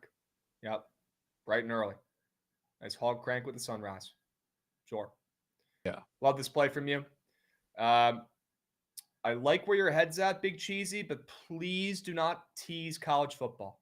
Please. Yeah, don't do that. Please. Points just don't matter as much, especially with a game with a total of 64.5. Those points don't mean shit. You tease in the NFL and that's it. I'd rather you put half a unit instead of a unit and just take a parlay with the over in Arkansas on the spread. Don't tease college football. Although that's probably hitting. Don't tease college football. Okay? W's. Especially not there. You don't want to tease in an over game. No, you could tease if the fucking total's at 42 and it's more like an NFL game. Sure. Yeah. If you're going to tease college football, you more so want to do it when every point means a lot more than every point's probably going to mean in Arkansas. Okay. Let's move. Let's groove. Let's talk about some meat. Meat. 2 words, chat. Meat. I'm taking the Huskies. That should be a good look. I'm taking Coach Hammock's Huskies, who never give up. This team's got so much fucking heart. They've got a great coach with NFL experience, and they're coming off a blown cover against Mississippi State. Jovan, I don't know if it was tied. I don't know if they were winning at halftime. I could check real quick right now, but that game was close at half. Yeah, it was 14-10. Mississippi State at halftime. It got out of hand in the second half. Sure, it fell apart. Obviously, it's fucking Mississippi State against Northern Illinois. Give me a fucking break, dude. Yeah. And now NIU against San Diego State, Jovan, that just won 34-0 outright against your boys Cal. 34-0. Dominated them. Against a Power 4 team.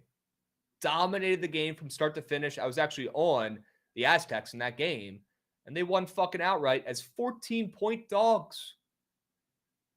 14-point dogs. And NIU is a favorite in this game. They're 1-2. They're coming off of 2 terrible losses. San Diego State's coming off the biggest win in program history in my lifetime. And the Huskies are still -2.5. This one reeks. This might be the stinkiest line of the weekend. And the Huskies are getting their lick back after hanging around and being competitive against Mississippi State. Great comp. They're going to play a much worse San Diego State team coming in extra fat, extra happy, and very complacent. Thinking they're going to walk in here and beat this, group of 4 squad. Oh, no. The Huskies are going to present a challenge here, and they're going to get their lick back after blowing that cover and playing like shit the last 2 weeks. Yeah, I'm in on that. It's a gross one. Nasty. Gross. That shit stank, don't it? Stank. And I'm in. Yep. That's good. Yep. That's so good. I'll take you to Coach Fired System, Krabs, which we talked about this, I think, on Monday. This was probably going to be here without that being the case, to be honest with you. And now he just adds to it. It's funny how time is a cyclical thing. And if you think about Big 12 historic coaches, especially with like this current class, I would say you probably think of Gary Patterson, Mike Gundy. Would you not, Krabs? Yeah. Yeah. And you know what happened, which is very funny. The second Gary Patterson got fired, quote unquote, by TCU. They went and they hosted a home game against a ranked Baylor team with Doug Meacham calling plays as the OC. And here we are again after Oklahoma State fires Mike Gundy and turn over a new leaf. And here's Oklahoma State hosting a ranked Baylor team with Doug Meacham calling the plays, which Doug Meacham is the interim head coach for Oklahoma State now. And he's technically been calling plays for a bit now, but I'm still convinced, especially watching that offense, that it was Meacham's offense with Gundy's little stamp on it, which is partially the reason why they're so bad. I think he's going to unleash. And the thing that I think hurts the most with Oklahoma State is A, they're not utilizing Zane Flores in the run game really as they should. And B, they're not attacking the field, middle of the field enough. They're trying to throw on the outside. And the reality is they don't have good enough receivers or good enough quarterback play to do that. You got to get something going in the middle of the field. And funny enough, Krabs, you know what I've noticed, especially through 2020 to 2024, which is when Meacham was on staff at TCU. Every time he played a Dave Aranda Baylor defense, you know what they did more than anything? And especially in that game where he was calling plays with full reign post Gary Patterson when Jerry Hill was the interim head coach for that game. Chandler Morris was the quarterback. I couldn't tell you. That was the most designed QB runs up the middle they've seen out of all the times, really that entire season, whether it was Morris or Duggan. And it was also death over the middle of the field attacking the seams, which that's a mainstay of Meacham's offense no matter what, especially against Baylor. So this is exactly what I think they're going to do in this game. And obviously the coach fired system is great. And not only that, but you came off an embarrassing loss, one of your most embarrassing ones, to an in-state group of 4 team. But this game's going to be close, especially after watching as good as Baylor's defense, I guess, kind of looked against Arizona State. They were really good at the outside. Everything across the middle was wide open, which is why Jordan Tyson was kind of shut down, which is a little surprising. But everybody else had a pretty huge game in the past game. Zane Flores dropping Nuck for what I think is going to be a really close game. All right. Yeah. System play has to be done. Coach's fired system. Bad. God, they're bad. But they're going to be motivated. There's going to be some magic, though. There always seems to be when one of these lifetime coaches gets fired or pushed out mid-season. Yep. Baylor's just sitting there saying, not again. Yeah. Players are looking around thinking, holy shit, if they can fire Gundy, what are they going to do with me? If we keep playing like this, we'll be thrown out in the fucking trash. A little wake-up call scares you. Gives you a little resets, right? Perfect spot. Love a good coach's fired system play. Love it. Love it. Love it. All right. W college football straight bets. Let's talk about some squares. We got time today, chat. No third string. We got time. 2 squares I'm in love with. You guys know I'm a Texas A&M fan. I have them in my college football playoffs. Looking like mega mind with that take. So far, they're 3-0. They look really fucking good. They have the hardest schedule in college football so far, and they've won all 3 games. Respect. Well, what do we do with that team? What do we do with that QB? We fade them. Because again, guys, not a memory like a goldfish, because apparently they're fucking geniuses. You got to have a short memory in this game. And although they're 3-0, although they're undefeated, ranked 9, what team's going to be hungrier in this game? Texas A&M on the road, welcoming in an Auburn team that just lost their first game of the season to Oklahoma and didn't score many points, and their QB looked like shit again, Drew Pine, who people think sucks. He doesn't suck. He's not great. He doesn't suck. Not great. He's mid. He's good enough to hang around this game. I like the spread, by the way, side note, on Auburn. Honorable mention. Jovan, who's going to be more motivated here? Auburn, coming in after that loss to Mateer and Co., or 3-0 fat, happy, complacent Texas A&M? I mean, it's a big SEC game. I don't know if anybody's going to be more fired up than the other, but I'm with you. And I think the Auburn defense is going to drop some Nuck. Auburn will be more motivated. They'll come in hungrier because they're coming off a loss. Okay? Mateer's just him. By the way, he played that game with a broken finger. Yeah, Jesus. now they're cooked. What a freak. Now they're cooked. Hopefully a speedy recovery for him. He might be goated. We might have been a year off on Venables and that Oklahoma team. But guys, Auburn's going to be the hungrier team here. Hungrier dog runs faster. And not that they're going to take Auburn lightly coming into town in a game. It's not a night game, but it's not a noon game. Jovan's right. They're not going to take them lightly. It's still a big SEC game, sure. But who's going to be a little bit more fat, happy, complacent in this spot? Obviously, the undefeated Texas A&M Aggies here. Not a team coming off a loss in their biggest game of the season. They're embarrassed. They're angry. They're pissed. And they're going to show up and play like that. And that's a team I want to bet on. I want to fade Marcel Reed, who's been so good this season. One of the most hated QBs in college football.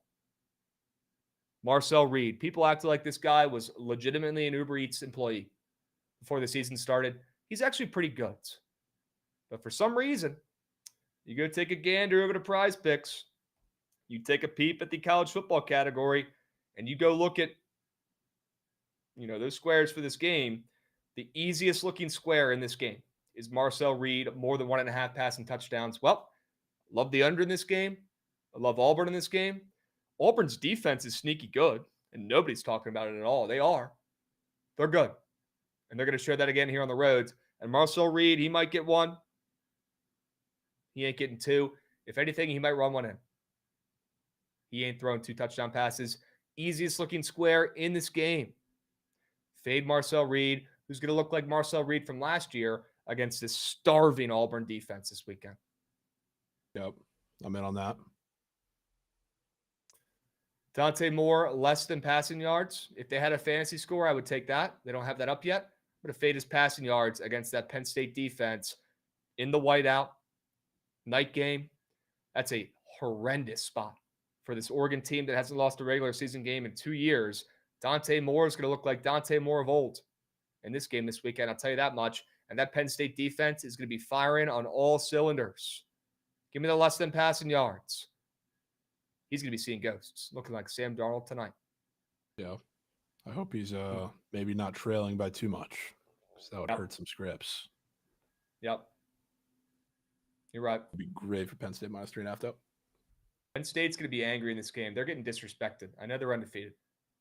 But nobody's respecting them. Nobody's saying good things about them. People are roasting their quarterback. They're saying Franklin's never going to get it done. I feel like this team and even the defense, they're not going to take their foot off the gas the entire 4 quarters. Yeah. Can't forget, too, that Oregon just came in, obviously had undefeated regular season, but as a part of that regular season, first one in the Big Ten, they took down both the big dogs. That took a veteran, experienced quarterback to do so. Now you got to go on the road with, I guess you can't really call him a young quarterback at this point, but young as far as experience in that system goes. Oh, yeah. Oh, yeah. Trace Picks asking the important questions here. Surprised we didn't see Cincy on the card. Put up my squares, Goots, because we can talk about that right now. That's one of the stinkiest lines on the board. Cincy they went up briefly to 6.5, which is kind of what more I was expecting. Now they're back down to 4.5 on the road against Kansas, who just dominated West Virginia as, I think, around 2 touchdown favorites. I don't know exactly what they closed at, but they won by 31.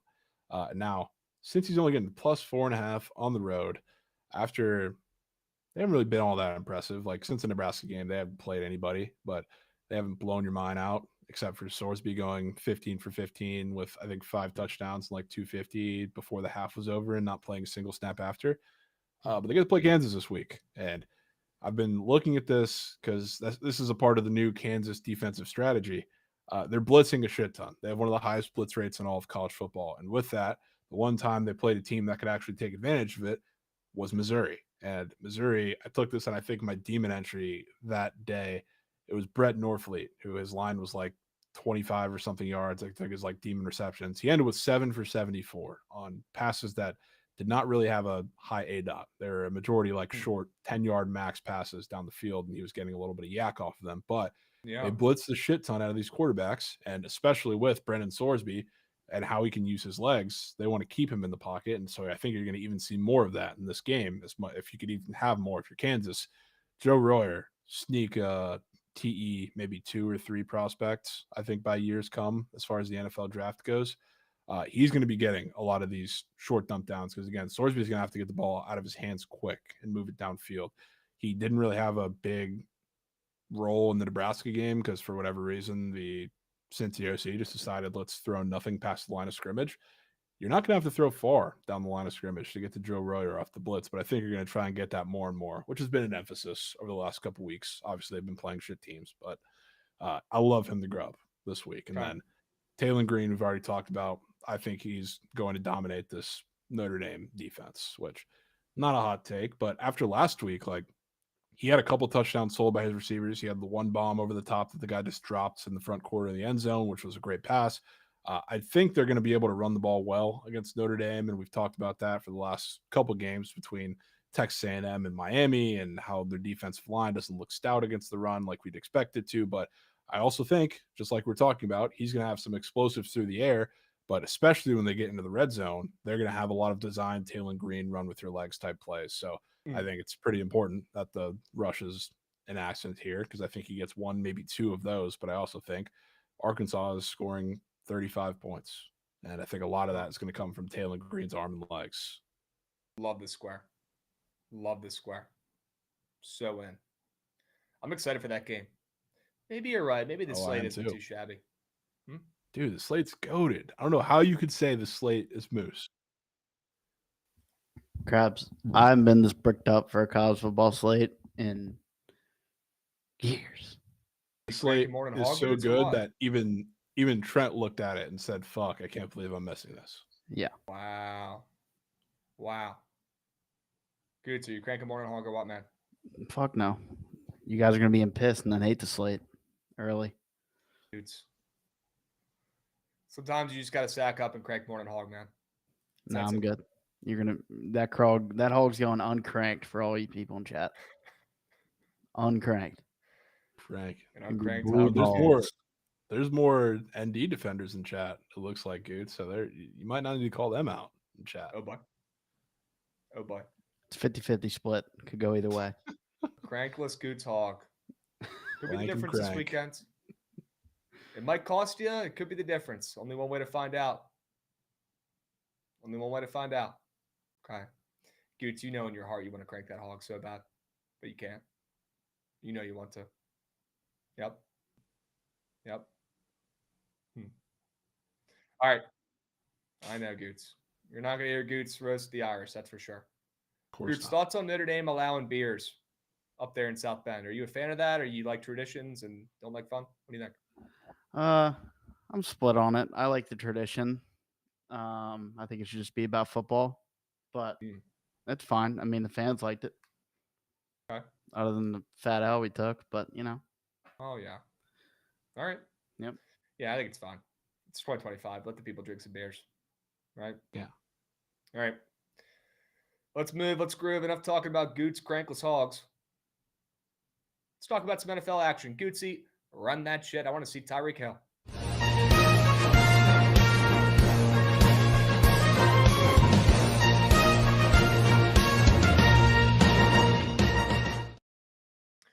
Forgot to do honorable mentions for college football, so I'm just going to read off these and not do sell jobs, so you guys have them. Auburn plus 6.5. Miami of Ohio minus 20.5. FAU plus 13.5 against Jovan's Memphis squad. Colorado State minus 5.5. Louisiana on the money line. And I might bet Coach Prime for the first time in my life, Colorado plus 6.5. Jovan, any honorable mentions before we move, or are you good? The Friday Night Who's and the Friday Night Frogs are certainly honorable mentions. Awesome. Going to Berg with you on Memphis. We'll continue to do so on that. No shot you're locking in your real life coins on Memphis. Oh, I am. Yeah. Okay. Minus 13.5. Real coin. Okay. Coach Nuck ML over there at Ole Miss. Kind of talked about that. Think that might be it. Cool. All right. Do you want to bet that Memphis game peer-to-peer? I'm down. Let's have a Berg. Let's get that graphic up and moving. Let's Fight Night Part 2. Fight Night 369, something like that. Round 2. Dana White. What was that, Goots? Goots. Every UFC card. You're going crankless hog and then bringing up 69. every USC card has a number to it. That was the joke. It was like Fight Night okay. 213. You could say any number. Ah, yes. Ooh, I did forget one, Krabs. Krabs, that one that might have to make your card. That was sneak dog or upset alert contender. Liberty. Liberty Bibberty. Plus the points against Is their QB ODU. okay? Is their QB okay? I don't know, but he sucks He anyway. got hurt against JMU. I know. They're dealing with a bunch of injuries, but Ethan Vasco is god-awful as is. So I really you're right. don't mind either way. But after Liberty's looked like dog shit, and obviously they're going to look worse than past years with Salter against ODU, who's had 2 really good performances against Power 4 teams. Not a better time to buy. If you take the underdog on the spread in a Virginia versus a Virginia Booper Bowl game in my lifetime, you're probably hitting it at a 90% clip.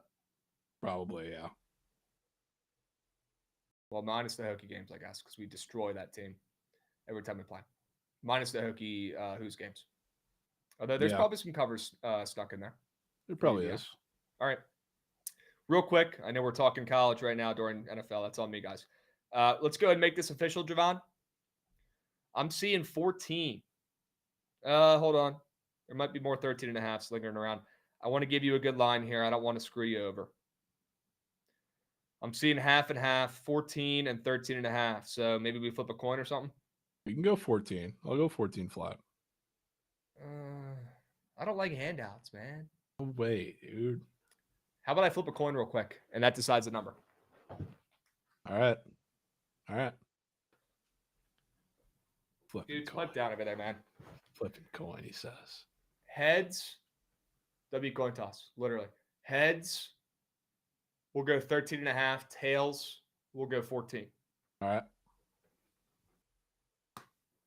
It's heads. God damn it. Let's go for Krabs. God damn it. All right, 13.5. We'll talk about the units or whatever later, but we'll go mano y mano. Keep the juice to the side here. 13.5 point spread. I'll take the atrocious FAU Owls, and you take your college football playoff team, Memphis, coming off of their biggest win, maybe in program history. That should be a good look. Yep. Fuck Shake. A letdown spot. Shake. The definition of a letdown spot. I think you're letting your biases get in the way here. We'll see. I don't want to trip too much because then it's definitely going to lose. So I'll see you in the ring on Saturday, Fight Night 369. Yeah, I'll see you for round 2. Goots, hashtag uncranked. Yeah, I feel like Krabs really wanted 13.5. All right. I feel like he would have been more mad if he got 14. Yeah, fuck CLV, man. Should I start siding with someone? Like, should I bet on one of you in the Fight Night? It's not about you, Goots. I'm just saying. All right. Can you do me a favor, though, Goots? What? If you don't mind. Can you rerun the preview graphic? I want to watch that puppy again.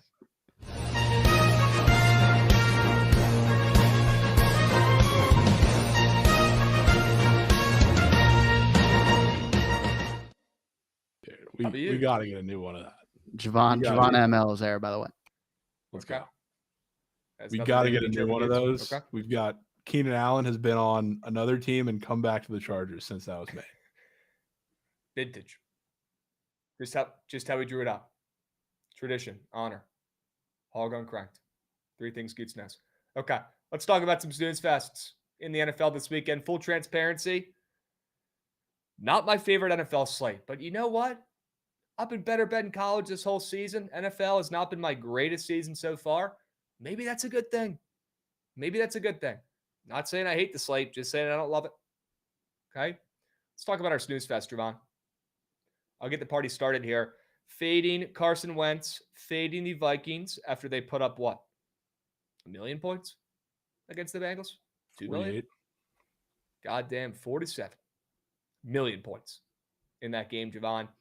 Absolute embarrassment from the Bengals, who I need to see the Bengals in my office because they're a fucking joke. And Chase Brown is dog shit. So hopefully that jinxes him this weekend. Averaging 1 yard per carry behind maybe the worst O-line of all time. Can we roll Dave out there to play fucking tackle, man? He'd do better. He'd do better than that fucking Bengals O-line, straight up. Give me the under in this game. I need to fade the Vikings offense. Legally obligated to fade the Vikings offense coming off a 48-piece with Carson Wentz involved. Give me a break. You know what's getting left in the shuffle, though? Talking about that team, talking about that game. It's the Vikings defense and Brian Flores still on a legacy FU tour, year 2. Dialing it up for the Vikings. I know Kevin O'Connell gets all the love, and he should get a lot of it. That dude's a fucking genius. But Jovan, that defense needs more love. They deserve it. That Vikings defense is no slouch, and this is the perfect time to sell high on the Steelers offense and Aaron Rodgers. And you know what I've been hearing all season about the Steelers, and I'm tired of it? Tired of it. Steelers defense sucks. Steelers defense is washed. Where's TJ Watt? This ain't Mom and Pa's Steelers defense. This ain't Mike Tomlin Steelers. Guys, we are 3 weeks in. Give Mike some time. Let him have his way with the defense. You're going to see them tuned up, turning up, and playing great against Carson Wentz and the Vikings coming off of 48 spots. Has to be done. Steelers defense looked a lot better last week against the Pats on the roads. How about now back at home in front of that crowd with those stupid, terrible towels waving around? I bet they look even better. Fade Carson Wentz. Fade Rodgers. Sell high on him and DK Metcalf, who have looked great so far this season.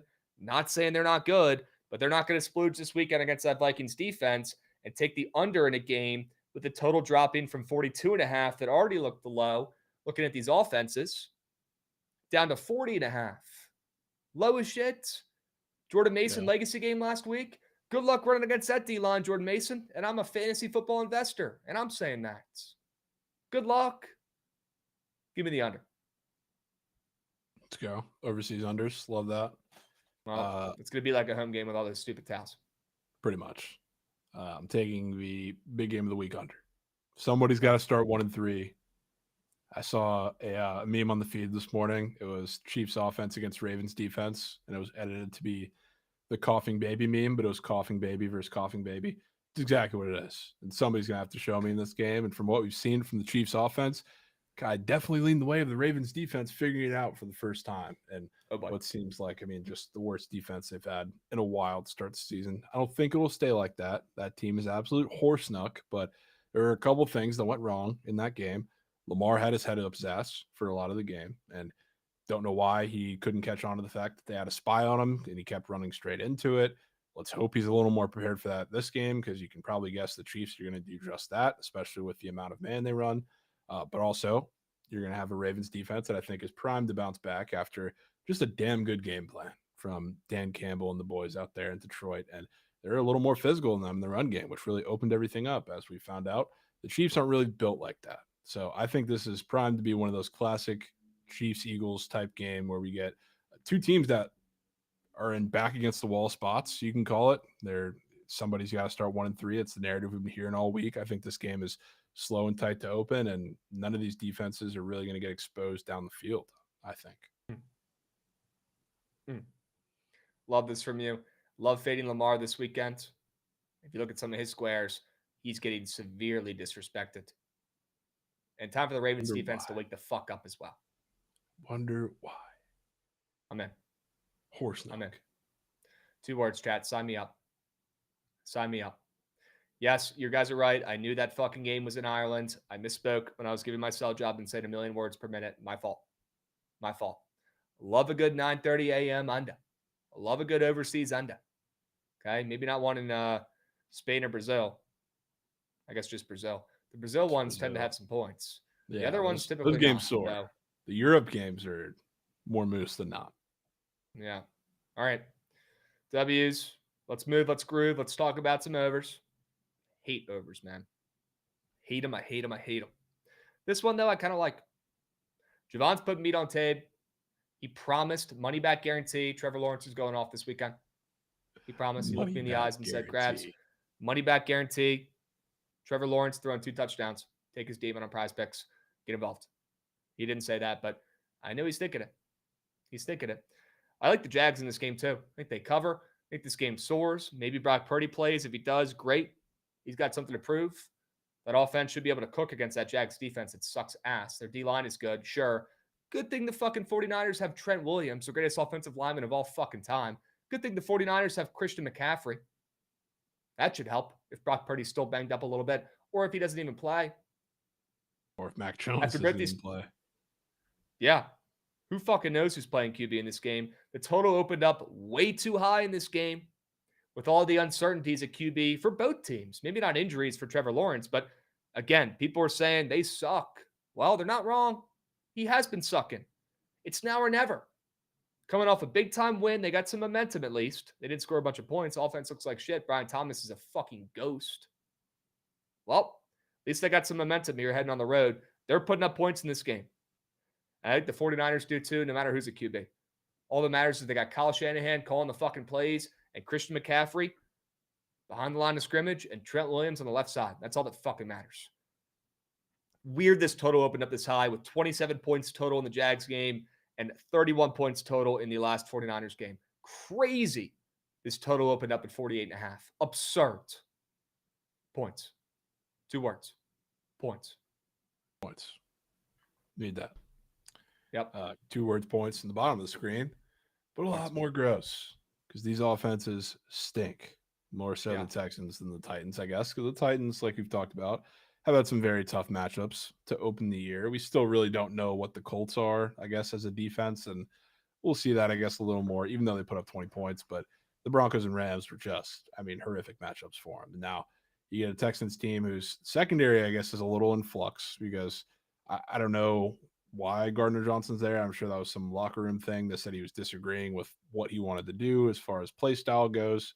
Who knows what part of that is true and what's not, but the secondary is going to have a little bit different of a look, which also means Texans aren't going to be able to run as much man, which part of the reason why I took Cam Ward pass yards last week. We talked about it, I think, on Sweats Saturday when we were crafting that secret lineup, #FuckTrent. He's much better against zone, which is a lot of the zone that I think the Texans are going to run. It's a lot of what they do usually when they're down a corner or two. So we'll see what they do this game, but I think it's going to be a lot more of that. So that combined with the fact that one of the biggest problems for the Texans is that they always seem to be in 3rd and long, 2nd and even longer if they lose yards in the run game or if Stroud gets sacked. The Titans have not had good success defensively on early downs really all this year. And again, a lot of that has to do with the matchups. They were given tough ones to start the year, more of that on the defensive side of the ball. But the Broncos, we don't really know what their offense is. It hasn't looked great so far, but they had early down success. The Colts had a ton of it last week when they put up 40. Same deal with the Rams, especially in the second half where they started to pull away in that game. I don't think you're going to see the Texans in those 3rd and 2nd and manageable or 3rd and 2nd and long situations. I think they're going to be in much more manageable downs. Add that to the fact that Snead decided to open his fucking mouth and say, who? As a grown man, we're still saying who. That is, I think Steak tweeted this. It's the lamest like insult or way to talk shit maybe of all time. You know exactly who the fuck Nico Collins is, especially after he just put up 100+ yards in his best game of the season by quite a bit, even though CJ Stroud looked god fucking awful just like he has the last 3 games. But he chose to open his mouth and say who about Nico Collins as if he didn't need any sort of motivation to get fired up. Didn't need any sort of, I guess, one of the better matchups he's had because Snead is 40 at this point. Wash, not the same corner he once was. He just got torched by Michael fucking Pittman last week, and he's talking shit. Nico's about to drop one on his head, and there's going to be points. You see Nico's response? Yeah, he said lace him up, line him up. I play ball. I don't need to talk shit because I'm him. I'm him. I'm himmy. Yep. Are we concerned at all about Nico's injury? No. Should still play, right? Yeah, he's fine. Okay. ATV 1-of-1, do me a favor. Hold those fantasy questions. I'm going to run a TikTok live in a couple hours here. Happy to answer any of your guys' questions about fantasy this weekend. Let's get those lineups right before the game tonight. Okay? Anybody give me their thoughts on this 5-man JSN, 80 yards, Darnold over 226 passing yards, Kupp 4 receptions, Kenneth Walker under rushing yards, and McBride anytime touchdowns. Word to my dad. I like the last 2 squares in there. Not a big fan of offense though tonight. Not a big fan of those first couple options. I'll be completely honest with you. I think I'm done fading JSN, but I'm not taking Darnold and I'm not taking Kupp. W follow, we appreciate you getting involved. Word to my dad. W new follower and W first time chatter. We appreciate you. We appreciate you. Go. Jovan, do you disagree there? You like it, Cooper Kupp? You like Cooper Kupp tonight or I don't mind Cup. Darnold tonight? You don't mind Somebody's Kupp? got to get, I guess, the underneath work, which, again, I think is going to be best bang for your buck on Barner, but Cup can also be a part of that as well. Yep. Happy to talk more about that and fantasy help on this TikTok live later today. Probably going to go live at, I don't know, 4 p.m. Eastern. Maybe earlier. Stay posted. Turn those notices on. Okay. Let's move. Let's groove. Pip, what's up, Beast? He says he's not sure if you missed it, but he's boots on ground for Georgia, Bama. What are we thinking? Pip, W game to go to, man. I'm all over that under. Give me the under in that game. Jovan, what do you like in that Pip game, don't man? want to What's your sweat out best an under, lean? man. Well, yeah. I don't know. I've been back and forth. I'm still on Bama. Yeah. I still lean Bama. I just think it might be a triple reverse fade. It might. Concerned. It's not one of my more confident plays of the weekend. Okay. All right. Let's keep moving and grooving. Let's talk about some favorites. Ew, gross. Favorites. Stuff that makes sense. Let's talk about them. We got two that we like. I certainly like that Raiders one, but we'll save the best for last, Jovan. Let's talk about the Patriots and why the fuck the Patriots, who have looked like sea urchin meat this entire season. They had a chance to make that game weird last week. They fumbled on the one. Why are they laying 5.5 to a team? Sure, the Panthers aren't great, but the Panthers just had their best game in years. They just won 30-0 against the Falcons, who everybody thinks is good. And the Patriots are laying 5.5, up from 3.5. 3.5 I could have lived with. Okay. Still lean that way. Maybe don't love them enough to play. 5.5. The Patriots should be laying 5.5 to the Hokies. This team sucks. You got fumble problems. Drake May's been hit or miss. Not moving the rock a ton. Defense is okay, I guess. And this is also a fade on the Panthers coming off a 30-0 shutout against everybody's darling, the Falcons. Who, by the way, why is Coach ripping Kirk Cousins a new one in the media? Terrible look. God-awful look. Terrible look. They must have beef, actually. They probably do, yeah. Every time he opens his mouth, Raheem Morris is roasting Kirk Cousins. No respect for your veteran QB. That's not how you get him to fucking lock in and be helpful in that QB room. I just don't get it. Raheem is a shit coach. I've been saying it since he got hired. Had one good run. Shit coach. Bad leader. Anyways, Patriots minus 5.5. Sell high on the Panthers after one good week. There might be points in this game. I'm not buying this total drop in this game. I think there could be some points. I think Drake May goes off and has his best game of the season. I think you see Henderson get the rock more after we saw two shit running backs both fumble. Enough is enough. Love Antonio Gibson. Still follow him on Instagram after he was a Commander. Fun guy, cool guy, funny guy, locker room guy, sure. Good football player? No. Decent kick returner? Not a great running back. Fumble machine. Don't even get me started with Ramondre Stevenson, man. Enough is enough. Tired of watching it. Give the ball to your shiny new toy, the fucking running back you just drafted, and let him cook. This is his week. You're going to see this Patriots team get it done. Fade the Panthers offense and back Drake May and Co. to get a big-time win coming off an embarrassing loss in a game that they blew. Back and forth in this game, too. But I know you're a Panthers guy a little bit. I get it. Kind of. I get it. Kind of. I get it. I do. We'll see. All right. Talk about the Raiders. Yeah.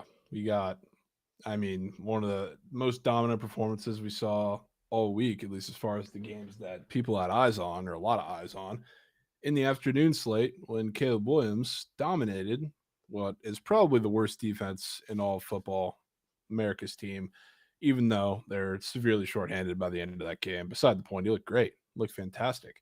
And now they open as a very, very short favorite, the Bears do, in Las Vegas. And what do you know now, Krabs? The Raiders, who just got plunked by your Commanders, not just your Commanders, but your Commanders with Marcus Mariota at the helm.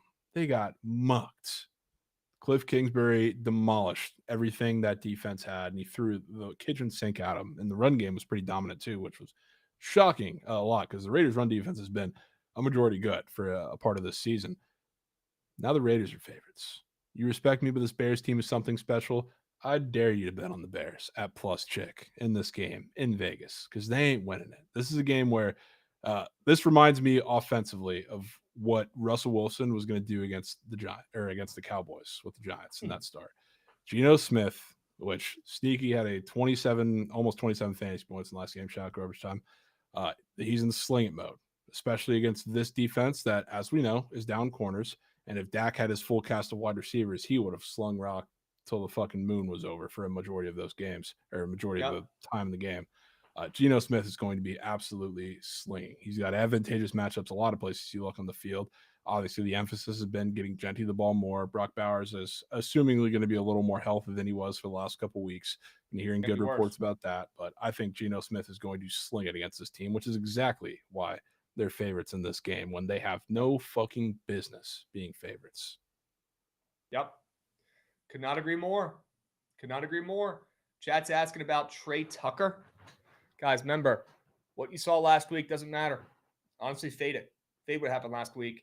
And although he's probably not going to be, dropping a goose egg, Shug's bagel in the fantasy stat sheet, it's going to be Jacoby Myers, who steps up big time this week, and he comes down with a touchdown, maybe two. Yep. Maybe two. Obviously, Brock Bowers, that is the guy. And he should look a little healthier. Kind of looked like shit last week against the Commanders. Yeah. Yeah. Not great. And we suck against tight ends. Hopefully he's healthier. We're going to need him. Okay, but if not, Jacoby Myers will be good. Yeah, Jacoby, I think, is good. Well, Mayer got hurt as well. Yeah. Yeah. Concussion, probably not going to play. Michael Mayer hurt. Yep. Okay. Are the Raiders a good pick for Survivor? Yes. Yes. Chaco, they are. Survivor pick for you, Chaco. Depends on how cute you want to get. These are two good options, I think, for Survivor, in my opinion. Both these teams are winning. Obviously, if I'm taking the -5.5. Just don't take the Bills this weekend, please. Everybody's going to take the Bills. They ain't losing. I'm not saying they're losing. That's not why I'm saying don't take them. I'm saying don't take them because everybody else is taking them. You never want to take the team in Survivor that everybody's taken. You want to root against that unless you absolutely have to. And this week, there's a ton of options as favorites of teams you could take. Not a week you need to take the most taken team in Survivor. So sure, the Bills aren't fucking losing the game. But why don't you just hate watch and pick someone else? You got a bunch of different options. Okay? So why don't you just hate watch Krabs quote 2025? Just hate watch and root against it. And all the squares, 70% of people this week are going to take the fucking Bills in Survivor. You could take the Texans as well. I like them this weekend too. I do. Maybe. I do. Plenty of options. I got one for you. We'll talk about one in a bit. Cool. All right. Let's keep moving to grooving, Gootsy. We just talked about blowouts. Let's talk about some dogs. Wow, you're going with Dart in his debut. It's still undefeated, best team in the NFL so far this season, Justin Herbert and the Chargers, against 0-3 Giants who are cat meat. Okay? Yeah. Did you know John Harbaugh is undefeated against the spread against rookie QBs in the NFL? My God. Jim Harbaugh. Excuse me. You know he's undefeated against the spread against rookie QBs. Been seeing graphics, been seeing books posted about it, been seeing squares talking about it. Smells like cake. Betty Crocker, red velvet cake. Give me the G-men. Who the fuck wants to take the Giants? Sure. People were more excited that Russ is out and Jackson Dart's in. I don't think it's going to make a difference. I'd bet this game if Russ was still in. I don't give a fuck who's playing quarterback. This is a fade on the Chargers, who are fat, happy, complacent. They're going out in New York probably the night before. They're boozing. They're having fun. They're taking the Giants lightly. This is a Chargers fade. This is a Harbaugh fade. This is a hungrier dog runs faster Giants spread bet. And I'll tell you what, although I don't think it makes a difference who's under center here for the Giants, either way, they're absolute dog shit. It matters in that locker room. They are clearly done with Russ and his bullshit and his shtick of being a great leader and a great person. They're tired of hearing it. They're like, Russ, you fucking suck, dude. Pipe down. Go hang out with Sierra. Fuck off. Let's get some new blood under center. Change the vibes. Hit the reset button, if you will. Almost like a coach's fired system, Jovan. But it's a QB fired system. Okay? So I don't think it matters really like on the field. It matters up here. And that's huge. Because when you're betting on a shit dog like this, it's 0-3. You need that hungrier dog runs faster mentality. You're going to want them going out there like it's 0-0 on the season. Yeah. Might need that. Need that fire. Yeah. Giants and 6.5 spreads. I feel like they have one every week. Yep, they Shit's suck. unbelievable. They don't cover ever. Taking them again. Except in Dallas. Yeah, they did. His sons of guns. They did. Shout out. Let's hope we see that defense. I'll take you to the Jags, Krabs. This is how I've decided I want to play it.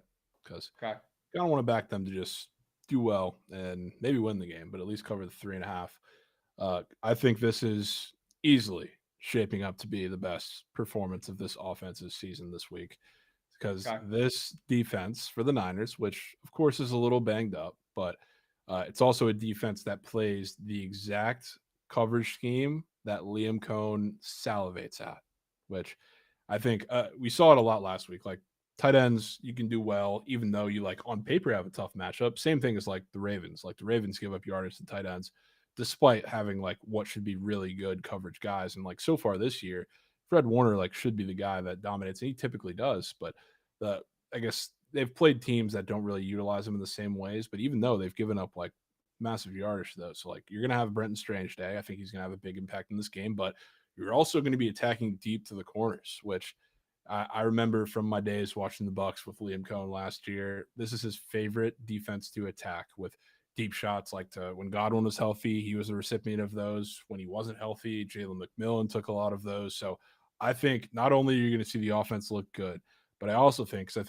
I forget what exactly the stat was. I think Trevor Lawrence is like the only quarterback to not complete a pass like 20 yards down the field or some stat. Don't quote me on it exactly, but to summarize it, he has not had success throwing the ball down the field.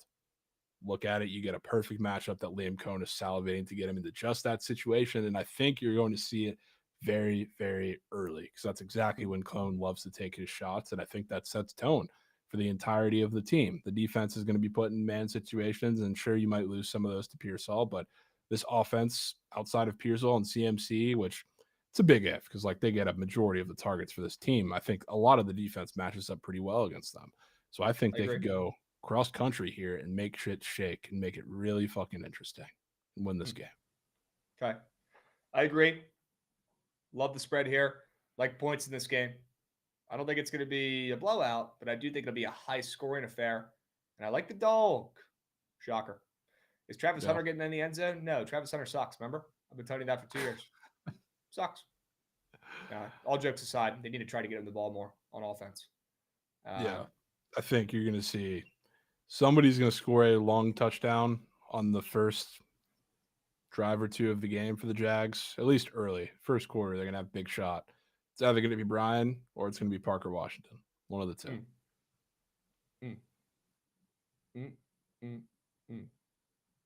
Okay. I hope your guy Brian Thomas shows up, man. Start to get scared. I got one more in me, though. Yeah, you got the big one last week. He had a catch. Big catch. Yeah. Didn't do much fantasy-wise or much more than that. He had 2 catches, but there's more in there. I know it. Should get better every week in that offense. Okay? Yeah. All right. Let's see. Can you guys please bring back the touchdown scores graphic every weekend? Is that something you guys like? I'm down. It's kind of like the Dinger Tuesday plays, although we did hit more touchdown scores. Touchdowns hit way more than the Dingers, Krabs. Okay. Way more. Okay. Yeah, it might be a little bit too much fun for me, but I'm in. Krabs just hates anything fun related. Let's hope I don't overdose on fun, folks. Okay. Team Comeback also asking a good question here. How are streaks and trends in the NFL compared to MLB? Do we catch the falling knife or ride till the wheels fall off? Yes. Yes. Excuse me. Jesus. Yes, I got really excited there. So excited that I sneezed. You can catch the falling knife way more in the NFL. Baseball, don't fade streaks. NFL, take the nastiest bet of all time, fade streaks, you make coins. It's that easy. Agreed or? No, I agree. Word. It's very different. Word. Sorry, guys. My allergies have been weirdly bad for the fall. I usually only get them in the spring, but it's been a really, really bad fall, and my allergies have been crazy. Anybody else getting that, or is that just me being a weirdo? Honestly curious. Let me know. Let me know. Okay, thanks, Goots. Thanks, Goots. WKD coming in hot. Let's go, KD. Let's go, KD. Krabs ML on the PGA Tour funding my sub. Let's go, KD. 3-0. 3-0. We got a couple spring allergy guys up and moving here. We got a couple. Dubs. Well, not a dub, but W that we're in this together. Okay. I will says, why do you hate fun, Mr. Grinch? Because I like making money. That's why they call me Mr. Krabs. Do you think Mr. Krabs liked fun? No. He likes making money. Okay. That's what we do on here. Jovan can have more fun than me. I could have a little bit of fun. Just not try to much. have some fun. Just not too much. Okay. Maybe too much sometimes. All right. Let's move. Let's groove. W upset alerts. Let's talk about some meat. You in? Let's talk about some meat. I don't know how else, what else I could say. Yeah, I mean, I try to diversify, but it's tough in the NFL. No, I'm not saying games. it because of that. I didn't even look. Me. Geno meat. Give me the ML. Have to fade the Bears. I'm a Caleb Williams guy. I'm an investor. I like the Bears. Don't tell Joshy that. Don't get him all hyped up, but not this weekend. Legally obligated to fade the Bears after that big win last week and back the Raiders, who just got curb stomped by my Commanders. Curb stomped. Destroyed. Eviscerated. Emasculated. Absolutely skull fucked by my Commanders and a backup QB in a revenge game that nobody talked about. I will. Revenge game. W. Marcus Mariota. WAB coming in. Wow. This could be the difference for this weekend, Jovan. AB comes in with a reset for 17 months. He says, go Hokies. No way we're giving Krabs that, man. Go Hokies. No way we're giving him that. Let's fucking go, AB. Unbelievable. Let's fucking go, AB. Nobody bleeds maroon and orange like this guy. Maybe AB as well. Come on. Come on. Raiders on the ML. Flipping from a dog to a fave. No reason this team should be a fave against everybody's darling Bears team after their first good game of the season. Has to be done. Give me Geno. Dust off the old Raiders once again. Terrible team. But their defense has actually shown signs of life. Not last week, but before that, they looked a little bit better than people expected. They can stop the run. It's going to be a one-dimensional effort here. Caleb Williams trying to do too much. In the passing game, maybe a little fat, happy, complacent. If anybody's getting fat, happy, complacent after one big win, it's Caleb Williams, who probably thinks he's fucking him right now. Well, he's still playing an NFL team. He's still playing Max Crosby. Good fucking luck, buddy. You might ring your bell a little too hard, and you might get a little fat, happy, complacent back there. Caleb's going to throw a pick.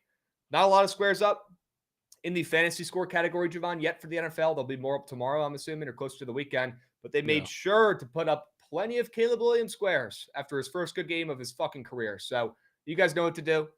Back the Raiders, fade the Bears. Sorry, Joshy. It's Geno time. Geno time. And Geno is not Rat Benjton, son. Outside of the Chargers game, he was pretty good. He's been pretty good. Geno carried my fantasy team last week, and he's going to probably do it again this week. He's fucking good. No. And I'm not a Geno guy, but he's playing well. He's playing well. Not a Geno guy at all. Playing well, though. Got to give respect where respect is due. He is. Yep. He's not the problem. That's for sure. He's not the problem. All right. He did throw 3 picks in one game, though, and had everybody make fun of me. So I'm going to forgive him if he comes through on the ML this weekend. Yep. Okay? There you go. All right. Now tell me why my fucking Commanders team is losing this weekend besides a million injuries we have. Yeah. Commanders ain't winning, Krabs. They winning. Which I will tip Cap. I don't know how much he really gives a shit about Atlanta, but it is kind of a revenge game for Mariota, assuming he's the one to play against Atlanta. He was there. It doesn't seem maybe you can correct me if I'm wrong, but the JD5 reports don't sound very good for He ain't playing. Actually, they next sound couple good, but weeks. I've seen this movie before. He's not playing. Yeah, He's not it playing. all sounds good coming from him. He's saying he feels good, but everything from him or from somebody in the Commanders report or camp, whatever, is always, but it's not up to him. Comes down to the doctors. Yeah, well, the doctors aren't letting you play for 2 weeks, probably. Not even this week. Yep. Yeah. So fuck a revenge game for Mariota and for Coach Quinn. Falcons, you could have Kirk Cousins out here a week past his Achilles tear. And that honestly might be a better quarterback than Michael Penix healthy. But separate conversation. You could have him out there, and I'd still take this play. The thing that I love the most about it is not just the fact that they're coming off of maybe the most, I can't remember more embarrassing losses for the Falcons in the past couple of years, and they've had some bad ones. Trust me, I've seen them, and I've laughed at them. But going on the road against the Panthers with your savior at quarterback and getting absolutely knucked in that fashion was horrid. And it was fun to watch for a little bit to see them being pissed. It was fantastic. But now all the talk this week is about how, which is 100% true, justified, and correct. Zach Robinson's offense is the most predictable offense in all of football, and it's highly formation based. Every time they're in shotgun, they throw the ball. Every time they're in the pistol, they run the ball. Every time they have a specific formation with like 3 out to one side or the other, it's the same route tree, which is why he's getting crazy shit for it. You got Dan Orlovsky going on ESPN and giving a full breakdown on NFL Live on just how predictable his offense is. He's going up and defending it, saying, of course, I don't think we're that predictable. We're just not executing well. Whatever it is. Michael Penix also sucked, and he has sucked so far this year.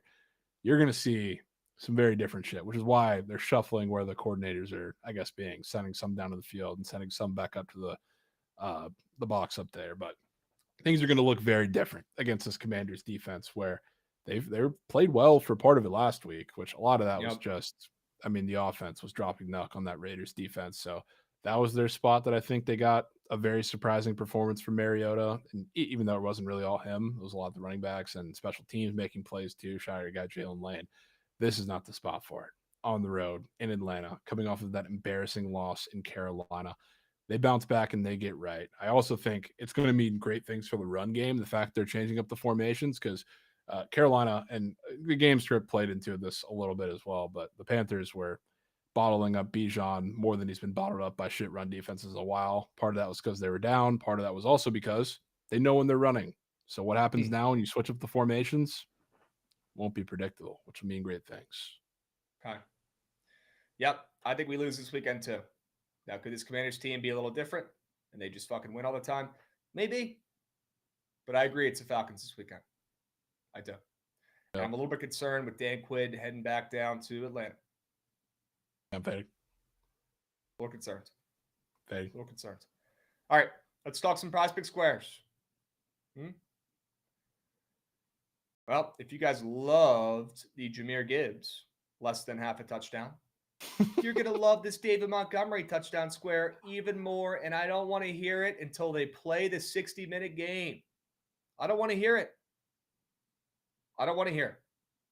Jovan, is it fair to say David Montgomery is coming off of his best career game? I mean, I haven't checked the career, but it's definitely best in a while. Well, don't worry about it. I checked for you. Best game in his career. Okay. He's had more touchdowns in a game, has never had that many yards in a game. Best game in his career. I checked the Carfax. Yep. David Montgomery ain't scoring this weekend. Jovan, I like the under in this game. I want to fade the Lions in this game, coming off their Super Bowl against Goots' ratchet Ravens. Has to be done. I don't make the rules. And you're telling me when they're minus 10 favorites against the ratchet Browns that they have a David Montgomery touchdown square after he had 2 last week. The guy's a touchdown machine. What does David Montgomery do for this offense? He's their goal line back, and they're giving you this handout square. Guys, we're better than that. I might not go 100% with these nasty squares, but I certainly go more than 50%, and we're getting our fucking lick back for that Jahmyr Gibbs cake from the other night. I owe you one. That was a shit square. Don't get me wrong. This one is hitting. Take the less than in a game I like the under in a game I like the dog in the ultimate fat, happy, complacent spot, after David Montgomery's best game of his career, he's plus money to score a touchdown this weekend. Fade him. Make coins. You're welcome. I like the touchdown fades from you. I like Thank these. you. They hit. You I'm notice it actually because in your on brain these. works. Thank you. Yes. Good. Now, can I get you on Matthew Stafford not to throw a pick after back-to-back weeks with a pick? Tell me about it. Okay. First off, if they won that game last week, he might be the front runner for MVP. I'll say it. Yeah. Sucks they lost that game, man. Sucks they lost that game. Well, Kenneth Walker's off the board. No way, Chaco. Wow, cash it. No way, Chaco. I'm mad and happy about that at the same time because I'm mad you guys can't tail it. Just take his less than fantasy score, I guess, if it doesn't come back up. But where was I? Matthew Stafford against the Colts. Jovan. Unless this Colts team just turned into the fucking 2001 Ravens with murderers on their defense, I'm just not seeing it. Undefeated, most fraudulent undefeated team I've ever seen in the NFL. This Colts team. Nobody tell Fruity because he has a bazillion Daniel Jones cards now, and I'm hoping he doesn't lose a ton of money on those puppies. Okay? But this is the time to sell high on the Colts. And Matthew Stafford, after an embarrassing loss last week, is putting his foot down. He ain't throwing a pick. And it doesn't hurt that Colts secondary is banged up as shit. Who's catching that football back there? Who's catching that football back there, man? They might as well have a bunch of guys out there with fucking nuggets on their arms, stubs. If they were good at catching Jovan, they'd be playing wide receiver. No. They got hella injuries in that secondary. The total in this game is on the move, up to 49.5. And everyone's favorite underdog story, the Colts are dogs against the Rams, who just blew that game last week, and nobody's talking about the Rams. Well, Matt Stafford on the books, juicy as shit to the under half a pick. Looks like a free more than with the amount of times they fucking throw the ball. Jovan, when's the last time you heard Goots guy Kyron Williams' name? Not too much. He's been rat shit. No, he hasn't been Nah, he's been mid. He hasn't been rat shit. He's been good. He's been mid. He's been mid. He's been good, not great. He's been mid. That's what mid means. Good, not great. Average. Mid. He's going to absolutely grub in this game. And Matt Stafford ain't throwing a pick. All right. Kind of in. You might Nick Cross, sack, fumble, incoming. Yeah, Nick Cross is good. The rest of that fucking secondary is banged up. They're hurting. I keep seeing the Cam is money tweets saying GG season over because he keeps fucking quote tweeting all these injuries for that secondary. Who's picking that ball off? Uber Eats driver? They're not picking shits. Okay, I'm in. Good. We got got UFW. Thoughts on this first-time chatter here. UFW Messi coming in with a follow. W follow Messi. Jets are going to win the Super Bowl this year. Jovan, thoughts? Mikey Burnett. That might be Mike. All right. I want to hear your sell jobs for your squares, my man. If Travion don't get carries, after that, Moose Fest. Yep. Maybe it was Steelers magic, their devil magic that we knew was coming after last week or 2 weeks ago, the last week comparatively to the Steelers Patriots game. But if he ain't getting carries after that, after not only two crucial fumbles from Ramondre, but also a fumble from Antonio Gibson, why he still gets carries over Travion, I don't know. If you're not giving him carries after that against this Panthers run defense, which is also the run defense is bad, but it's considerably improved up the middle. Who you want to get the ball to is Travion because he's more explosive to the outside. He can bounce it out.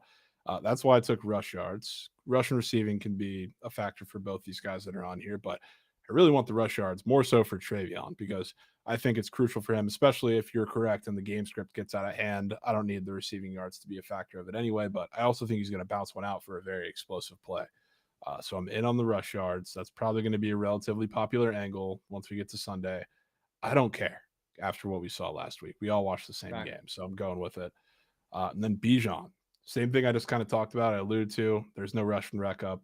Don't really care though, because a lot of what I think is going to work well for the Falcons against your commies is the fact that everybody's talking about just how predictable the run game is, especially because every time they're out of the fucking pistol they run, they're going to switch some shit up. So as soon as the commies defense thinks that they have the read on what's going to happen in the play very early on, I think you're going to see something very different, especially in the run game from Zach Robinson, which is why he's down on the field to fucking call it and figure out. So I think after a bottled up week, which again was a little bit because of the game scripts against the Panthers, but he still had a relatively quiet week for Bijan standards against a Panthers run defense that you can run on, obviously. I think he's going to explode this week on your commies. Splooge, if you will. I'm in. Splooge. I'm in. Yeah. Our run defense has low-key been really good this year, top 5 in the NFL. That's not going to last. Good. That's not going to last. Okay. Swoller Bear, we have not done the squad ride yet. Stick around. We're going to do that puppy soon. We're doing a Megalodon BTL today. Because unfortunately, because of me, I'm not able to do BTL tomorrow. I apologize, guys. You guys know I hate taking off BTL days. I fucking hate it so much. Gives me anxiety when I miss a BTL. Hate it. I don't sleep at night. Missing BTL tomorrow. I apologize. I know it's a me guy move. You're right, Big Cheesy. A rare Krabs me guy move. It is.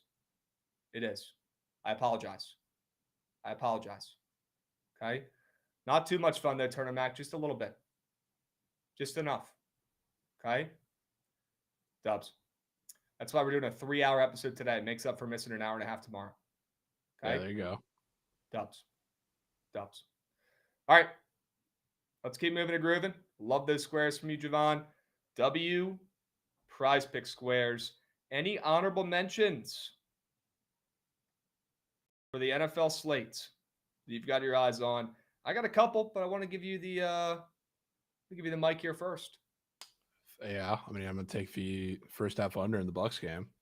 Okay. I think that game is going to open up really slow. You got the practice squad Bucks against the team that got, I don't know why. I can tell you why, but I don't know how Todd Bowles owns that team and owns that offense, but he does. It's partially because he blitzes a ton, and that offense is horrible against any blitz-heavy team. So until they eventually wear the Bucks down and probably win that game by double-digit points, I think it's going to start off pretty slow. That's probably really all I got. I think we talked about majority of the other games. That's okay. Of course, I'm taking Nico Collins, of course, with Steve disrespect too. Honorable mention square. All right. Taking his yards or? Yeah, taking his yards. Okay. Can't talk shit and talk shit on wide receiver 1 and have me not take him. Of course. Yeah, got to have your guys back. Have to.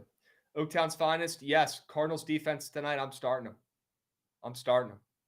In a couple of leagues. Yep. They're going to ball out tonight. Honorable mentions from me. Browns, Lions, under 44.5. You guys think David Montgomery's scoring after his greatest game of his fucking life? Give me a break. Rams minus 3.5. We'll see if I have the sack to push that button. I want to so bad. Probably will. After all that Daniel Jones hating I just did. And then Saints plus 15.5. Wow. Love being on a side that nobody takes, and that's probably the biggest one of the season so far. Yeah, you're not wrong. All right. Any Goots PODs on the gridiron this weekend that he wants to let us know about?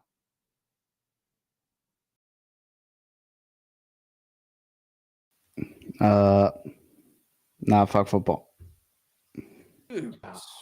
Fuck it. Goots. Nah. Goots. Chiefs ML Goots? Yeah, give me that. Okay.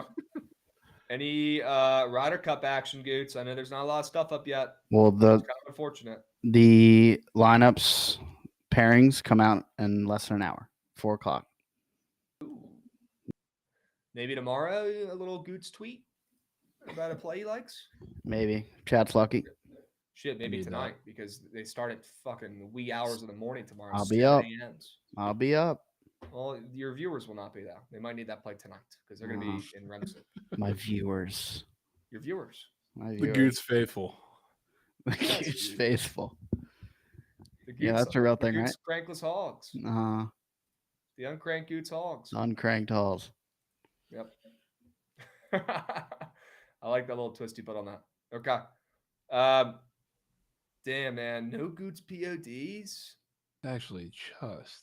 That should be illegal. Goots, you're like So- 7-2 on PODs. Besides that Lawrence Butler POD. And Couldn't be more due for wins from my teams, and that's all I'm worried about this weekend.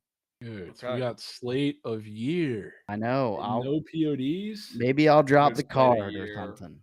That's no We need, slate of year. we need man. something.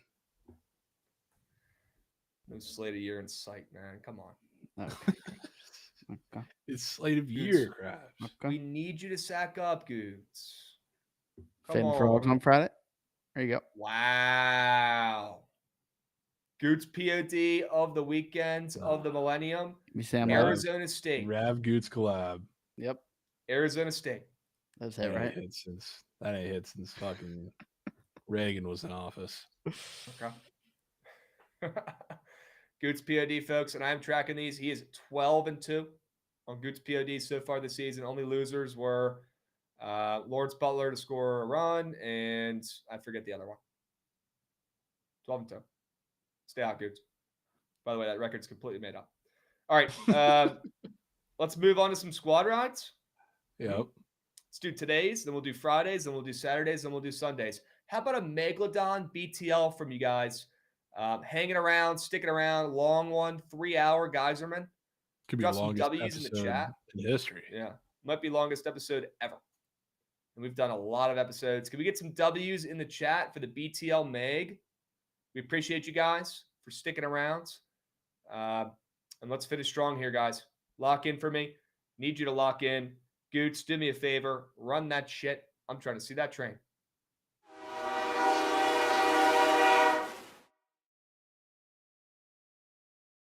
Cardinals plus 1.5. Okay. Big Cheesy, we need this one, man. Can't be going around getting second houses and having squad rides lose. Plain and simple. Yeah, I need that. Plain and Need that. simple. Cardinals plus 1.5. I'm going to make sure that's still the line. Yep. Good. What else is looking kind of juicy on the slate? I would, if the Astros are playing after 3 p.m., I'd say we put that in here, but we can't. Yeah, we can leave Astros out. What are your thoughts on the college football game tonight, man? Well, I know your thoughts, but we're on the same side here, just with different wagers. I know. It's tough. You know what I want to do? I know what you want to do. Have you not seen a lot of ECU love today? No, I've seen a lot of Army. Really? On the feed, at least. Really? On the feed. Okay. But I'm sure that'll even out as we get closer and closer to the game. Big Cheesy saying lots of Army love today. Yeah. 69 Nice. Look at 69 Nice making a veteran move, Jovan. He's always a lifer in the YouTube. He says, I've entered the Twitch chat to vote for the Cardinals. Wow, that's okay. hard. That's hard. Okay. W69 Nice. I mean, Jovan, you know what I want to do? I know what you want to do. We might need Goots to come in here and maybe pick. Tiebreaker. Goots, you want a tie break? If not, I got to flip this coin again. Between like ECU and the under, right? ECU and Army team total under. I feel like the guy from Batman with half his face burnt off who just goes around and flips coins. It's a predicament. I really like that team total under. Rav gave me East Carolina last week. It was cake. Trust your sack, Goots. Trust that uncranked hog. I trust the Army team total. Wow. Trust that uncranked hog is nuts. All right, he's spoken. Let's go, though. I'm fucking Harvey Dent over here flipping coins and shit. Jovan probably doesn't even know who that is. That's okay, though. That's okay. Not a big movie guy. No. Have you ever even seen the movie Batman? I've seen the movies, of course. Okay. You just don't remember the characters, probably. That's okay. No, I haven't watched a That's okay. superhero movie in fucking years. Yeah. You're not a Marvel guy? No, dude. The last Marvel movie I watched was probably Endgame in theater. Yeah. Well, that one banged. I mean, I was Not going. gonna lie. Yeah, they just don't hit the same anymore. They're super corp. Marvel used to be elite. Now they've lost their fastball, just a money grab. Sad to say. Yeah, they haven't had a Sad good to Marvel say. movie in eons. I haven't watched much DC Yeah. either. I can't remember the last DC movie I watched. I'm out on those. Nah, Goots, we're gonna take our time here and talk about some movies. You got any movie recs you like, Goots? Any superheroes you like? Spider-Man? I like old movies. New movies are moo shit. New comedies are new shit. Donnie Brasco is a good one. Jerry Maguire, classic. Jerry Maguire is a great movie. Yep. Yep. All right. We got 2 plays. Pains me every time, but who the fuck am I to restrain Jovan from having a play? Pains me every time to take overs, not take Jovan's plays. Who am I to withhold you guys from a Jovan play in this poll? Okay, this is a democracy. This isn't Krabs show. This is a democracy. This is for you guys. We're a man of the people. Are we putting the fucking Marlins and Phillies over in this puppy? Yeah, we don't really have another choice. Well, we don't have to put one in there, but if you're that confident, if that shit's hitting, say the word, it's going in. Yeah, I mean, that should set it. I want to put it in. All right, awesome. We'll say, though, your plays, the confidence on your plays, they should be getting some respect in the poll. I'll say. Are we not worried about the total dropping to 9 in Miami, Philly? No. Okay. It's like a 9 minus like 120. It's like the same shit. Yeah, so it's half and half. Would you rather take 9.5 plus chick or 9 juiced? Oh, I already locked in 9.5 plus chick. Let's go with that. Love 9.5 plus chicks. Love it. If there's 10, there's 10. Okay. Chat, let's go 3 plays, 3 winners. Cardinals plus 1.5. Army team total under 23.5. Marlins, Phillies over 9.5. Hurry up. Go, go, go. Go, go, go. Go, go, go. Go, go, go. Get involved. Please. 3 plays, 3 winners. Hurry up. Go, go, go. If you're watching in the YouTube, that's fine. We appreciate you guys. Thanks for holding it down over there. But you got to migrate over like 69 nice. And you got to make your way to the Twitch chat at Bookit Sports so you can vote in the poll. Don't be a me guy. Migrate over like a bunch of sheep or cattle on some sort of ranch. Get over here. Come on. There's a party going on in the Twitch chat. Don't stand off in the corner in the YouTube chat right now. Get involved. Get involved. There's a party going on. There's a party going on in the poll. Okay? Get involved. Get those votes in. Hurry up. Go, go, go. Go, go, go. Get those votes in. 3 plays, 3 winners. Cardinals plus 1.5. Army team total under 23.5. And the Marlins, Phillies over 9.5. 3 plays, 3 winners. Come on now. God, great movie, Jerry Maguire. If you guys haven't seen that, that's no superhero movie. That's a sports movie, and it's really fucking good. Red's on Vintage board. Tom Cruise. Yes. Red's on board, rumors. Let's go. W's. W's. Come on, fuck Rav. Good one, Ham Matt. Let me know when the stand-up starts.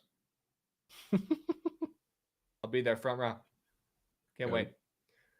3 plays, 3 winners. Cardinals plus 1.5. Army team total under. And the Marlins, Phillies over 9.5.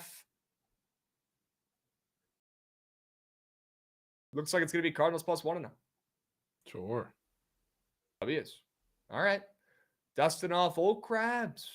Dusting off old Krabs for the first time in eons. See how it goes. All right. Let's keep moving and grooving. Let's go. Let's get to Friday squad ride. Oh, boy. Yeah. Oh, boy. is right. I mean, UVA has to go in here, and that's coming from me. Yes.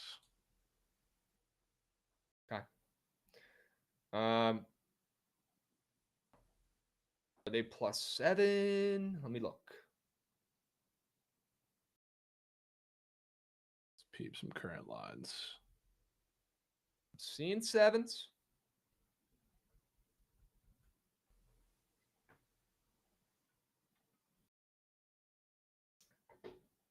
I'm seeing 1 6.5 at plus chicken, and the rest are at 7. Yeah. Let's go UVA +7. Ugh. Gross. Goats. Gross, dude. Fucking who's. All right. Yeah, beyond that line just keeps on moving. And Castellanos is talking so much shit in every media presser. Yeah, I mean, It's crazy. He might deserve it, dude. He talked shit against Bama and backed it up. So I got Sure. He's already talking shit about Miami. They don't even play them this week. Yeah, it's crazy. He's talking shit in advance. Talk about a look ahead spot. That's your old reliable angle there. He's already talking about a game weeks in advance. You better worry about the who's. Never thought I'd say that, but you better worry about the who's. All right. Gotta worry. What about the Froggies? You know my answer, Krabs. Points +3. Yep. Okay. Fading the Goots POD. Shit. Goots Rav collab POD. Hate to see that. Hate to see that. Glow Stick, they're on the road. That means they would be -4.5 on a neutral, which to me makes plenty of sense. Plenty of sense. Okay. They overturned some sort of call. I don't know. I hope that's not the Reds game. Nah. I hope that's not the Reds game. Sounds like it is. Fuck. Nah. What about Oregon State late night beef? 2 words. It's been a while. Fade and undefeated Houston and back in late night beef +10.5. Houston. You know, kind of a weird feeling about that game because I wish they weren't coming off of Civil War. Okay. But late night beef has just been atrocious. It's undefeated versus defeated in this game. Right. System play. So I mean, it just might have to be late night beef. System play.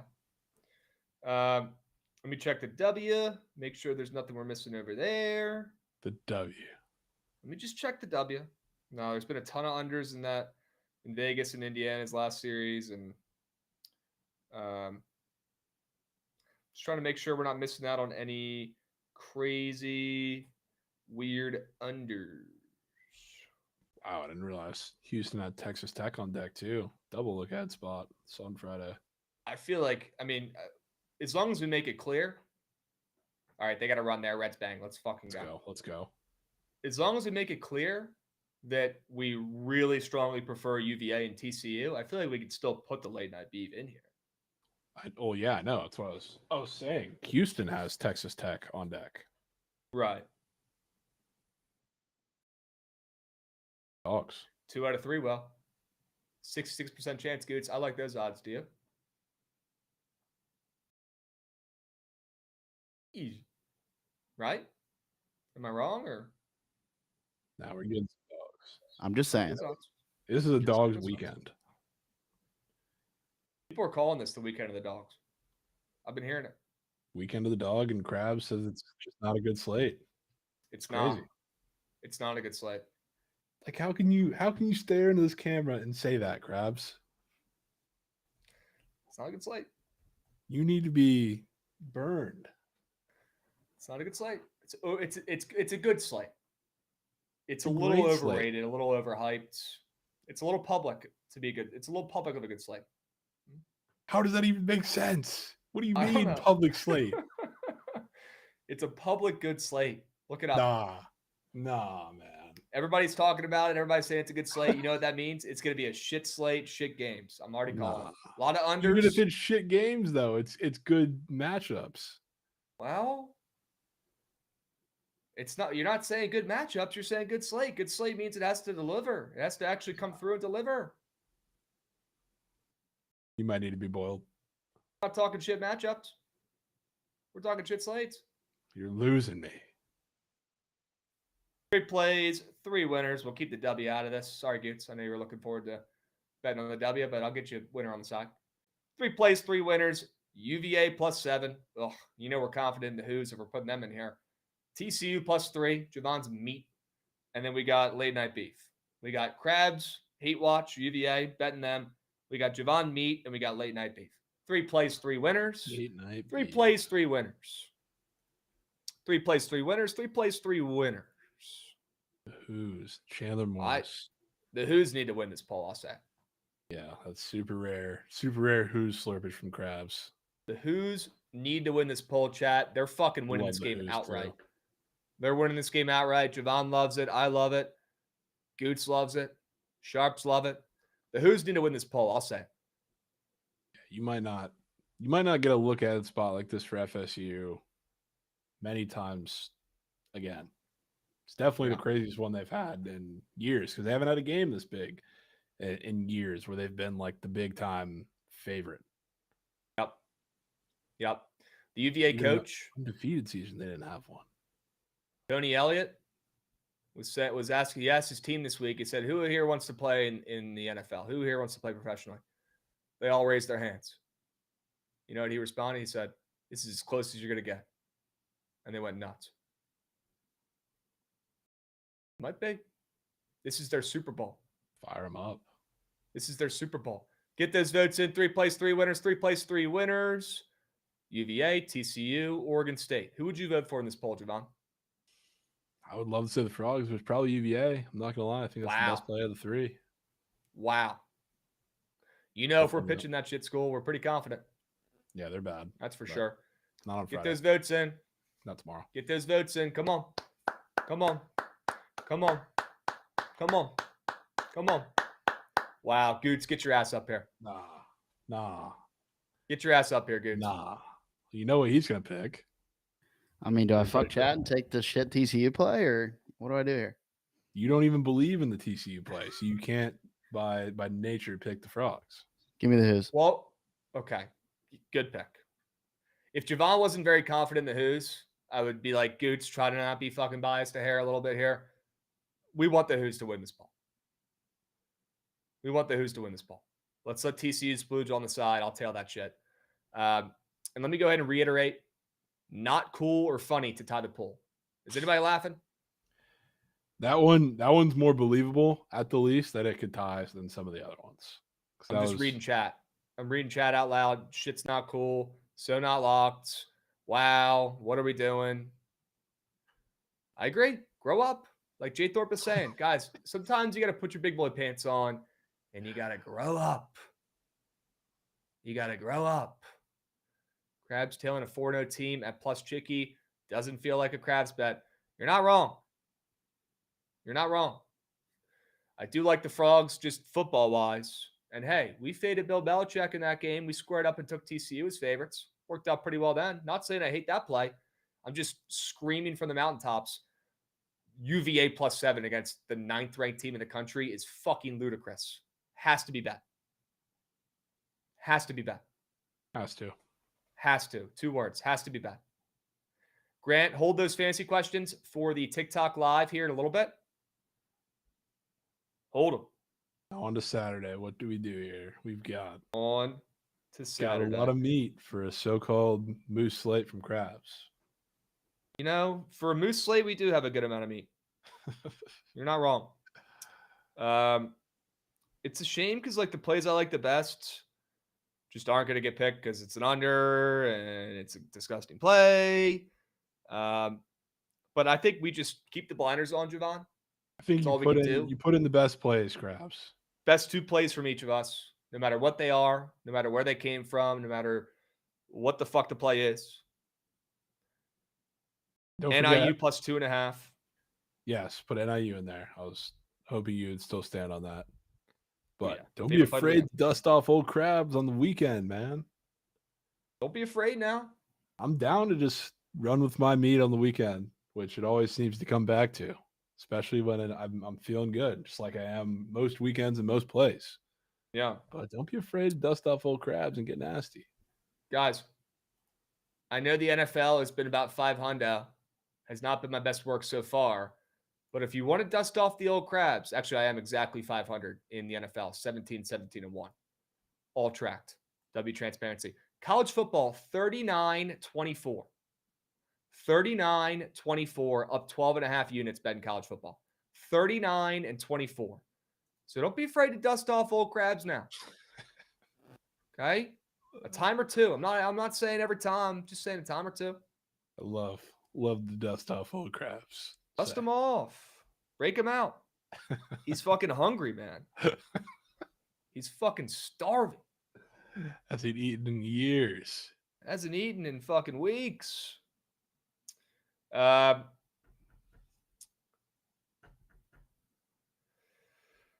Georgia under 52.5. Let's go. I want a dog and I want an under. What about your plays, man? What are your favorite 2 plays? I don't care where you get them from. I don't care if they're on this sheet, if they're not. Give me 2 fucking winners, man. Oklahoma State plus 21. 21. And Hogs plus 4.5.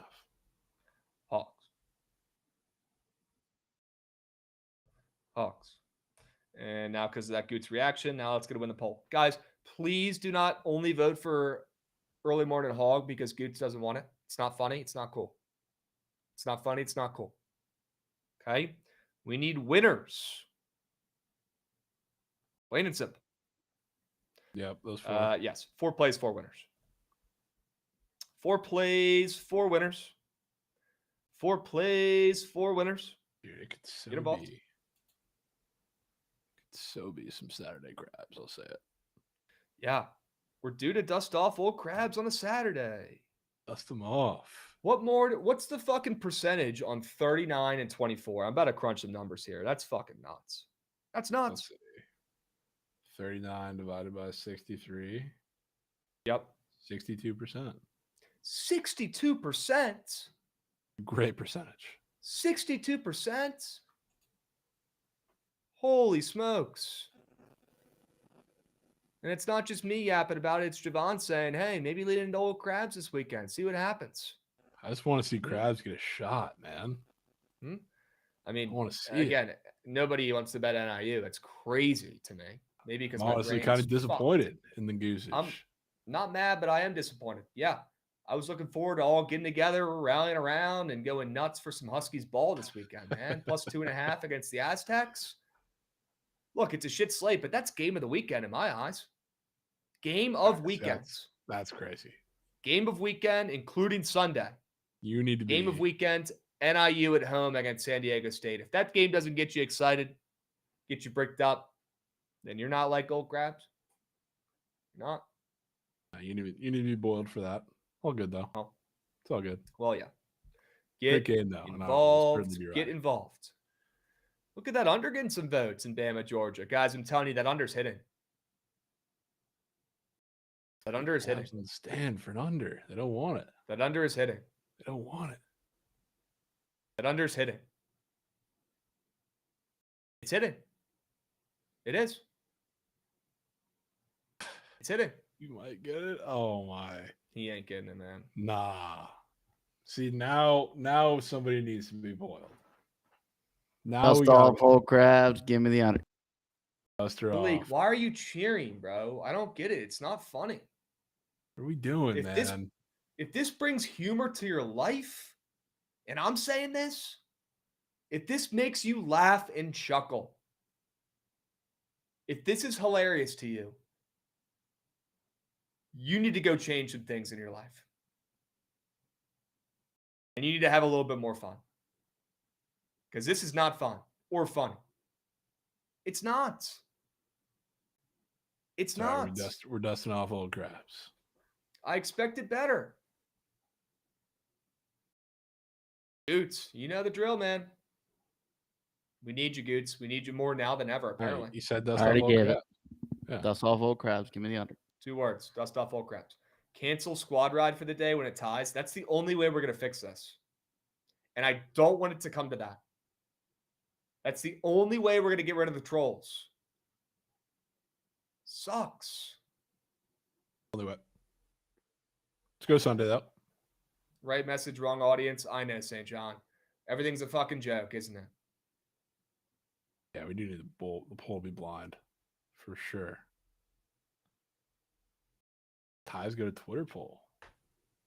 No, I like ties. Who keeps spamming do it on Twitter from the Bookit account? Is that you, Goots? Is that you, Goots? Typing on the chat? Saying do it on Twitter. We did go undefeated last 2 weekends. We did it on Twitter. So we figured we'd be contrarian and do it today here.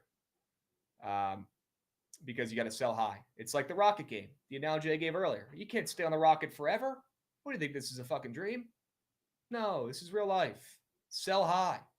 Switch it around every once in a while. We'll be back to the Twitter polls on the weekends at some point this year. You got to zig and you got to zag. You got to switch it up a little bit. Okay? Alex, I'm not a big if it ain't broke, don't fix it guy. I like to fix it before it breaks. That's my thing. I'm a big fix it before it breaks type of guy. It's just okay? The most Krabs line of all time. Fix it before it breaks. Get out ahead of that puppy. Okay? All right. Also, side note, I know we're doing a lot of stuff right now. W stream today, 3-hour stream today. We're 1 minute away from a 3-hour stream.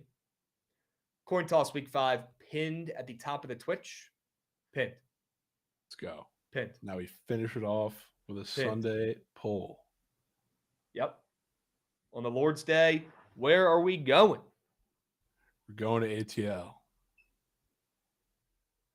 We can go to ATL, but can we also go to the Jaguars from you? Let's go to the Jags. I'm down with that. But we are certainly going to Magic City where the Falcons win. I hear you. You made it very clear you're more confident in your NFL this weekend than your college. Not that you're not confident in your college. I'm pretty confident, but you're very confident. I just wanted to see you get a shot out there on Saturday. But you're even more confident in the Let's just say I'm always standing on business, especially for the meat. And I'm very much standing on business for Oklahoma State. But if there's one that I'm getting, it's got to be Falcons. Okay. More confident in the Falcons. Yeah. Maybe by a hair. But that confidence is clear as day. Raiders. Yep. Raiders. Collab. Yep. Loving these options. All right. How do we make this a perfect poll?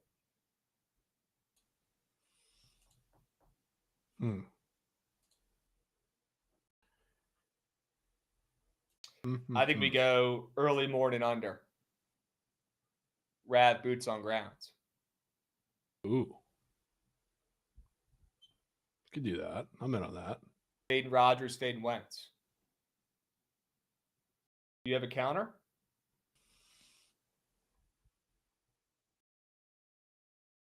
Looking at the plays. No, I'm down for that. Okay. Fade the offenses after they've been splooging. Let's go Vikings, Steelers, under 40.5. Over there in England. Going to Ireland for bagels. Is it England or Ireland? Ireland. Dublin. Ireland. Luck of the Irish. Good. You guys see my red-ass beard. That could be the difference. You think this thing's fake? No, this thing comes straight from Dublin. Could be fake. Imagine. I just pull a Ryan Day and I just have a fake dyed beard. Okay. People forget Ryan Day still denies having a dyed beard. And that's why we're fading Ohio State this weekend. 4 plays, 4 winners. If you're going to dye your beard, whatever. It's fine.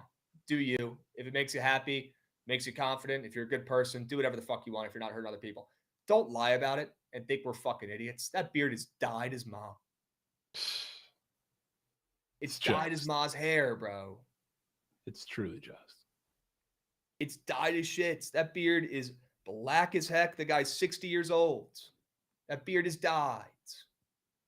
Yeah, it's probably dyed. That should be the squad ride. His beard is dyed. His beard Put dyed. that in there? It might 100%. be too juicy. I saw it was like minus 180. Yeah, it is. Minus 180. All right, get those votes in. Hurry up. Go, go, go, go, go, go, go. 4 plays, 4 winners. 4 plays, 4 winners. Jags plus 3.5. Falcons plus 1.5, which is Jovan's meat. John's going to make me fade the Commanders this weekend. It is what it is. As long as it hits, I don't give a fuck. As long as it hits, I don't give a fuck. Yeah. And I like it too. Feel less bad about it because you already got one with Mariota. Yeah. Yeah. Don't get me wrong. I love the play. Just fade my squad. Got to make that clear. That's miss. Godsend. Today's squad ride, Cardinals plus 1.5. Cardinals plus 1.5. Friday squad ride, UVA plus 7. Saturday squad ride, Bama, Georgia under. How about the chat voting for an under for a squad ride poll? I'm going to clap it up for that shit. Wow. Wow. Dusting off and old we got Krabs. Dusting them off, breaking them out. Breaking them out. 4 plays, 4 winners for the Sunday poll. Don't forget, get involved. What's it going to be? 4 plays, 4 winners. 4 plays, 4 winners. Hurry up, hurry up, hurry up, hurry up, hurry up. Go. Go. Go. Go. Get those votes in. Get those votes in. They're trying in the again. comments. They're trying so hard. It's just, it's sad. It's sad. All those tires out there, sons of guns. You fell short. Nice try. No need for Goots on this one. It's Falcons plus 1.5. Oh, Jesus. Getting choked up over here, fading the comments. It's Falcons plus 1.5. W's. All right. Great stream today, guys. We appreciate you guys.